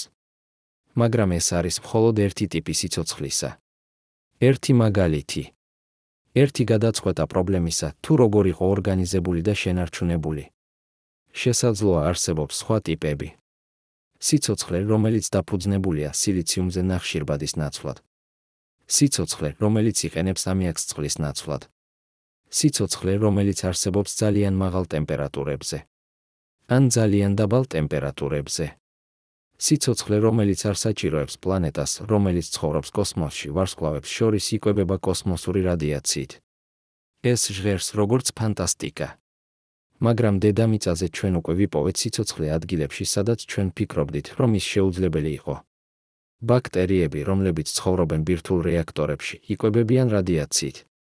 ბაქტერიები, რომლებიც ცხოვრობენ ღრმა ოკეანის თერმულ გამონაბოლქვებში, სადაც ტემპერატურა აღწევს 400 გრადუსს. ბაქტერიები, რომლებიც ცხოვრობენ ანტარქტიდის ყინულში, სადაც ტემპერატურა არის -50 გრადუსი. ბაქტერიები, რომლებიც ცხოვრობენ მარილის კრისტალებში, სადაც არ არის თითქმის არანაირი წყალი. სიცოცხლე პოულობს გზას. ის ადაპტირდება. ის გადარჩება. და თუ ის შეუძლია გადარჩეს ასეთ ექსტრემალურ პირობებში დედამიწაზე, რატომ არ შეუძლია გადარჩეს სხვა სამყაროებზე, რომლებიც ჩვენთვის ჩანს უცხო და მტრულად? მაგრამ აქ არის უფრო ღრმა საიდუმლო. ჩვენ არ ვიცით, რატომ არსებობს სიცოცხლე. ჩვენ ვიცით, როგორ მუშაობს ის. ჩვენ ვიცით, რომელი ქიმიური რეაქციები ხდება. მაგრამ ჩვენ არ ვიცით, რატომ ეს კონკრეტული კომბინაცია მოლეკულებისა იწყებს თვითრეპლიკაციას. რატომ ის იწყებს ევოლუციას. რატომ ის იწყებს აშენებას სულ უფრო რთული სტრუქტურებისა. ეს არის ცნობილი როგორც hard problem of life, რთული პრობლემა სიცოცხლისა. ანალოგიური hard problem of consciousness, რთული პრობლემა ცნობიერებისა.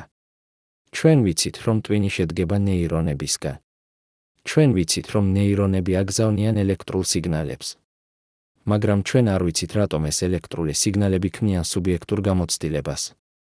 რატომ არსებობს რაღაც, რაც არის იყო ცნობიერი არსება. იგივე ხდება სიცოცხლესთან. ჩვენ ვიცით, რომ სიცოცხლე შედგება ქიმიური რეაქციებისგან. მაგრამ ჩვენ არ ვიცით, რატომ ეს კონკრეტული კომბინაცია. რეაქციები საქმის რაღაცას, რასაც ჩვენ ვუწოდებთ ცოცხალს.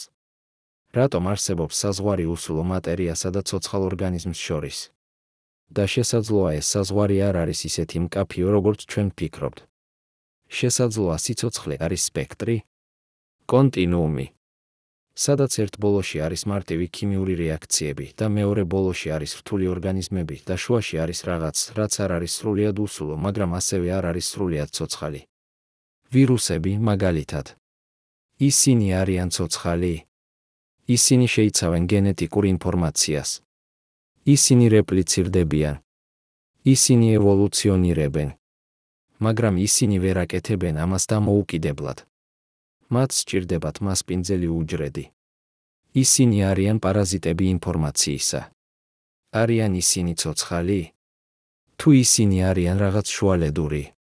ან პრიონები, არანორმალური ცილები, რომლებსაც შეუძლიათ გადააქციონ, ნორმალური ცილები თავიანთ არანორმალურ ფორმაში. ისინი არ შეიცავენ დნმას, ისინი არ შეიცავენ რნმას, ისინი არიან მხოლოდ ცილები. მაგრამ ისინი რეპლიცირდებიან. ისინი ვრცელდებიან. ისინი იწვევენ დაავადებებს. არიან ისინი ცოცხალი? ეს კითხვები არ არის მხოლოდ აკადემიური. ისინი არის ფუნდამენტური. რადგან თუ ჩვენ არ ვიცით რა არის სიცოცხლე, როგორ შეგვიძლია ვეძებოთ ის სხვა სამყაროებზე? როგორ შეგვიძლია ამოვიცნოთ ის, როცა ვხედავთ მას? და აქ არის, სადაც სამი დახრილი ხაზი ატლასი ხდება ნამდვილად საინტერესო. რადგან თუ მას აქვს სტრუქტურა, თუ ეს სტრუქტურა არ არის ახსნილი ცნობილი ბუნებრივი პროცესებით, მაშინ ის აიძულებს ჩვენ გავაფართოვოთ ჩვენი განმარტება იმისა, თუ რა არის ბუნებრივი.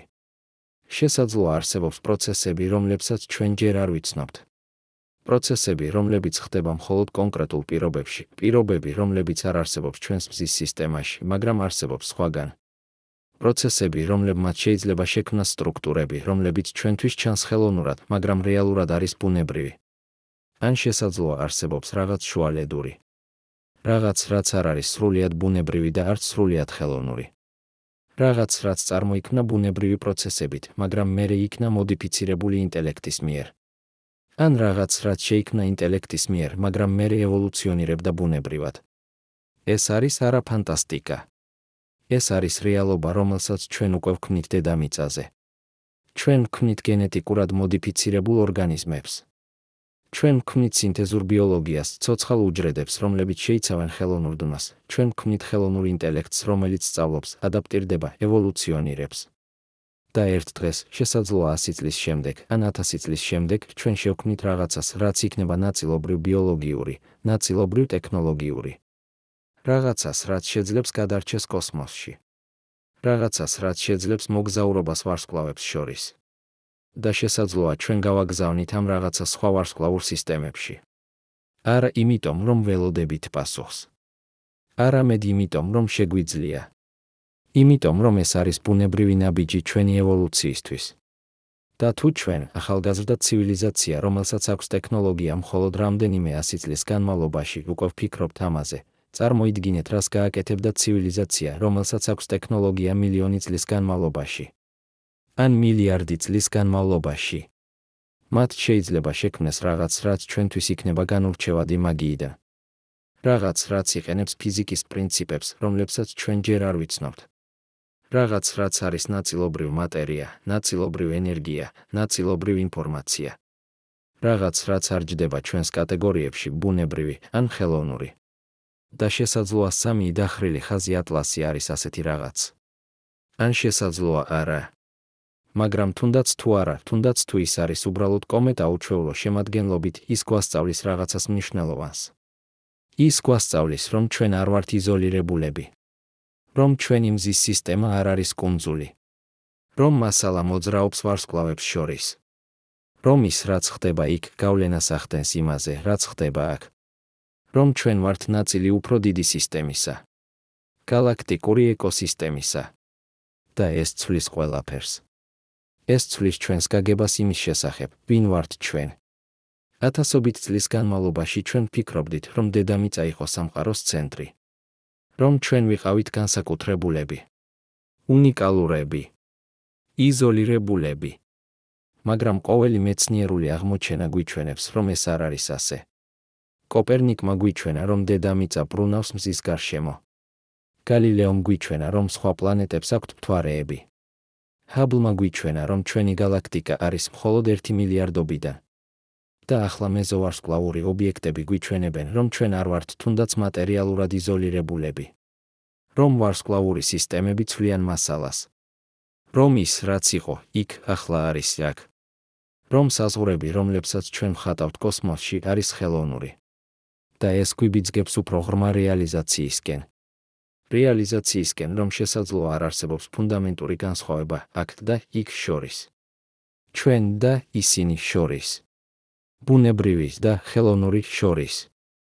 რომ ყველა ეს კატეგორიები არის ჩვენი გონების კონსტრუქციები. გზები, რომლებითაც ჩვენ ვცდილობთ ორგანიზება გავუკეთოთ რეალობას, რომელიც რეალურად არის უფრო თხევადი, უფრო რთული, უფრო ურთიერთდაკავშირებული, ვიდრე ჩვენი კატეგორიები გვთავაზობენ. ფიზიკოსები უკვე იცნობენ ამას. კვანტური მექანიკა გვიჩვენებს, რომ საზღვარი ნაწილაკსა და ტალღას შორის არის ბუნდოვანი. რომ ობიექტი შეიძლება იყოს ორივე ერთდროულად. რომ დაკვირვების აქტი თავად ცვლის რეალობას. რომ ყველაფერი დაკავშირებულია ყველაფერთან, არა მხოლოდ მეტაფორულად, არამედ ფიზიკურად, კვანტური გადაბმის მეშვეობით. ბიოლოგები იწყებენ გაგებას ამის. ისინი აღმოაჩენენ, რომ საზღვარი ინდივიდუალურ ორგანიზმსა და მის გარემოს შორის არის ბუნდოვანი. რომ ჩვენი სხეულები შეიცავს ტრილიონობით ბაქტერიას, რომლებიც არიან არა პარაზიტები, არამედ პარტნიორები. რომ ჩვენი გენები არის არა მხოლოდ ჩვენი, არამედ მოსესხებული ვირუსებისგან, რომლებმაც ინფიცირეს ჩვენი წინაპრები მილიონობით წლის წინ. რომ ჩვენ არ ვართ ინდივიდუალური ორგანიზმები, არამედ ეკოსისტემები. და ახლა ასტრონომია გვიჩვენებს, რომ იგივე ხდება კოსმოსურ მასშტაბზე. რომ ვარსკვლავური სისტემები არ არის იზოლირებული. რომ ისინი ცვლიან მასალას, ინფორმაციას, შესაძლოა სიცოცხლეს. რომ გალაქტიკა არის არა კოლექცია განცალკევებული ობიექტებისა, არამედ ერთიანი სისტემა. ცოცხალი, დინამიური, ურთიერთდაკავშირებული. და ჩვენ, პატარა არსებები პატარა პლანეტაზე, ვართ ნაწილი ამ სისტემისა. ჩვენ არ ვართ დამკვირვებლები გარედან. ჩვენ ვართ მონაწილეები შიგნიდან. ყოველი ატომი ჩვენს სხეულებში შეიქმნა ვარსკვლავის შიგნით. ყოველი ელემენტი, რომელსაც ჩვენ ვიყენებთ, ნახშირბადი ჩვენს დმში, კალციუმი ჩვენს ძვლებში, რკინა ჩვენს სისხლში, ყველა ეს ელემენტი გაკეთდა ბირთვული სინთეზით ვარსკვლავების შიგნით, რომლებიც აფეთქდნენ მილიარდობით წლის წინ. ჩვენ ვართ ვარსკვლავური მტვერი. ეს არ არის მეტაფორა. ეს არის ლიტერალური ფაქტი. და ახლა ჩვენ ვსწავლობთ, რომ ეს ვარსკვლავური მტვერი მოგზაურობს. რომ ის არ რჩება იქ, სადაც შეიქმნა. რომ ის მოძრაობს ვარსკვლავიდან ვარსკვლავამდე, სისტემიდან სისტემაში, ატარებს ინფორმაციას, ატარებს ისტორიას, ატარებს შესაძლოა თავად სიცოცხლეს. და ეს ნიშნავს, რომ ჩვენ შესაძლოა არ ვართ დედამიწის შვილები. არა მხოლოდ დედამიწის. ჩვენ ვართ გალაქტიკის შვილები. ჩვენი წინაპრები შეიძლება იყვნენ მიკროორგანიზმები, რომლებიც მოვიდნენ სხვა სამყაროდან, მეტეორიტებზე ან კომეტებზე. ან ჩვენი ქიმია შეიძლება იყოს გავლენილი მასალებით, რომლებიც მოვიდნენ მეზოვარსკვლავური ობიექტებით. ჩვენ არ ვიცით. ჩვენ ჯერ არ ვიცით. მაგრამ ჩვენ ვიწყებთ გაგებას, რომ კითხვა, საიდან მოვდივართ ჩვენ, არ შეიძლება ჰქონდეს მარტივი პასუხი. არა, დედამიწიდან. არა, ამ მზის სისტემიდან. არამედ გალაქტიკიდან. სამყაროდან. ყველაფრისგან, რაც ოდესმე იყო. და ეს არის ერთდროულად დამამცირებელი და ამაღელვებელი. დამამცირებელი, რადგან ის გვიჩვენებს, რომ ჩვენ არ ვართ განსაკუთრებულები. რომ ჩვენ ვართ შედეგი პროცესებისა, რომლებიც ხდება მთელ გალაქტიკაში. რომ არაფერი არ არის უნიკალური ჩვენში. ამაღელვებელი, რადგან ის გვიჩვენებს, რომ ჩვენ ვართ დაკავშირებულები ყველაფერთან. რომ ჩვენი ისტორია არ იწყება დედამიწაზე. ის იწყება ვარსკვლავებში. ის იწყება დიდ აფეთქებაში. ის იწყება თავად სამყაროს დაბადებაში. და ახლა, როცა სამი დახრილი ხაზი ატლასი შორდება, როცა ის ბრუნდება იმ უსასრულო მოგზაურობაში, რომელიც შეიძლება გაგრძელდეს კიდევ მილიარდობით წლის განმავლობაში, ჩვენ რჩებით აქ. პატარა პლანეტაზე. პატარა ვარსკვლავის გარშემო. პატარა გალაქტიკის პატარა კუთხეში. მაგრამ ჩვენ აღარ ვართ იზოლირებულები. ჩვენ აღარ ვართ მარტო. ჩვენ ვიცით ახლა, რომ მესინჯერები მოდიან. რომ ისინი ატარებენ ისტორიებს სხვა სამყაროებიდან. რომ გალაქტიკა არის ცოცხალი, დინამიური, ურთიერთდაკავშირებული სისტემა. და რომ ჩვენ ვართ ნაწილი ამ სისტემისა. და შესაძლოა ერთ დღეს ჩვენ თვითონ გავხდებით მესინჯერები. ჩვენ გავაგზავნით ჩვენს საკუთარ ობიექტებს სხვა ვარსკვლავურ სისტემებში. ობიექტებს, რომლებიც ატარებენ ჩვენს ისტორიას. ჩვენს ცოდნას. ჩვენს იმედებს. ჩვენს ოცნებებს. და შესაძლოა მილიონობით წლის შემდეგ ვინმე სხვა ვარსკვლავურ სისტემაში იპოვის მათ. და იკითხავს იმავე კითხვებს, რომლებსაც ჩვენ ვსვამთ ახლა. რა არის ეს? საიდან მოვიდა? რას ნიშნავს ეს? და შესაძლოა ისინი ვერ გაიგებენ. ისევე როგორც ჩვენ ვერ ვიგებთ სამი დახრილი ხაზი ატლასს. მაგრამ ისინი იცოდნენ, რომ ვინმე იყო აქ. რომ ვინმე ცდილობდა. რომ ვინმე უყურებდა ვარსკვლავებს და ფიქრობდა იმავე კითხვებზე. და ეს არის საკმარისი. ეს არის საკმარისი, რომ გავაგრძელოთ. რომ ვიხედოთ ცისკენ. რომ ვეძებოთ. რომ ვიმედოვნოთ. რადგან ბოლოს და ბოლოს ეს არის ის, რაც აქცევს ჩვენ ადამიანებად. არა ჩვენი პასუხები. არამედ ჩვენი კითხვები. არა ჩვენი ცოდნა. არამედ ჩვენი ცნობის მოყვარეობა. არა ის, რაც ჩვენ ვიცით. არამედ ის, რაც ჩვენ არ ვიცით და გვინდა გავიგოთ. და სამი დახრილი ხაზი ატლასი, ეს პატარა, ბუნდოვანი წერტილი, რომელიც ახლა ქრება სიბნელეში, არის შეხსენება ამის. შეხსენება იმისა, რომ არსებობს ისეთი ბევრი, რასაც ჩვენ არ ვიცნობთ. ისეთი ბევრი, რაც ელოდება აღმოჩენას. ისეთი ბევრი, რაც შეცვლის ჩვენს გაგებას იმის შესახებ, ვინ ვართ ჩვენ და სად ვართ ჩვენ. და როცა თქვენ დღეს ღამით გახედავთ ცას, როცა თქვენ დაინახავთ ვარსკვლავებს, გახსოვდეთ ეს. გახსოვდეთ, რომ ამ წამში სადღაც იქ გარეთ მოგზაურობს 10,000 ობიექტი სხვა სამყაროებიდან. ზოგიერთი მათგანი არის ქვა. ზოგიერთი არის ყინული. ზოგიერთი არის რაღაც, რასაც ჩვენ ჯერ არ გვაქვს სახელი. და ყოველი მათგანი ატარებს ისტორიას. ისტორიას იმის შესახებ, სად იყო ის. რა ნახა. რა გამოიარა. და თუ ჩვენ შევძლებთ ისწავლოთ, როგორ წავიკითხოთ ეს ისტორიები, ჩვენ შევძლებთ გავიგოთ რაღაც ფუნდამენტურად ახალი სამყაროს შესახებ. მაგრამ თუნდაც თუ ჩვენ ვერ შევძლებთ. თუნდაც თუ სამი დახრილი ხაზი ატლასი რჩება საიდუმლოდ. თუნდაც თუ ჩვენ არასოდეს გავიგებთ რა იყო ის.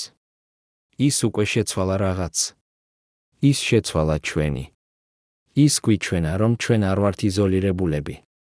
რომ მესინჯერები მოდიან. რომ გალაქტიკა არის ცოცხალი. რომ ჩვენ ვართ ნაწილი რაღაც უფრო დიდისა. და ეს არის საკმარისი. ეს არის საკმარისი, რომ გავაგრძელოთ ძებნა. გავაგრძელოთ კითხვა. გავაგრძელოთ იმედი.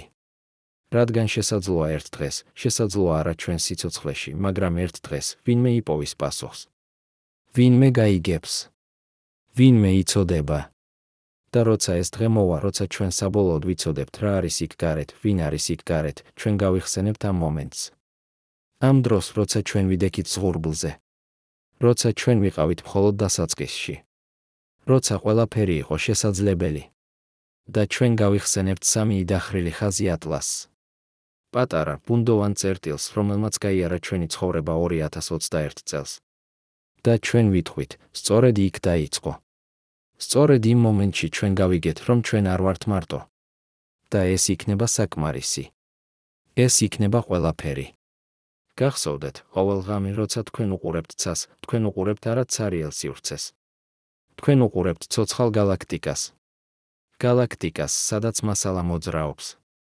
სადაც ისტორიები მოგზაურობენ. სადაც შესაძლოა, სადღაც ვინმე უყურებს უკან. და შესაძლოა, ერთ დღეს ჩვენ შევხვდებით.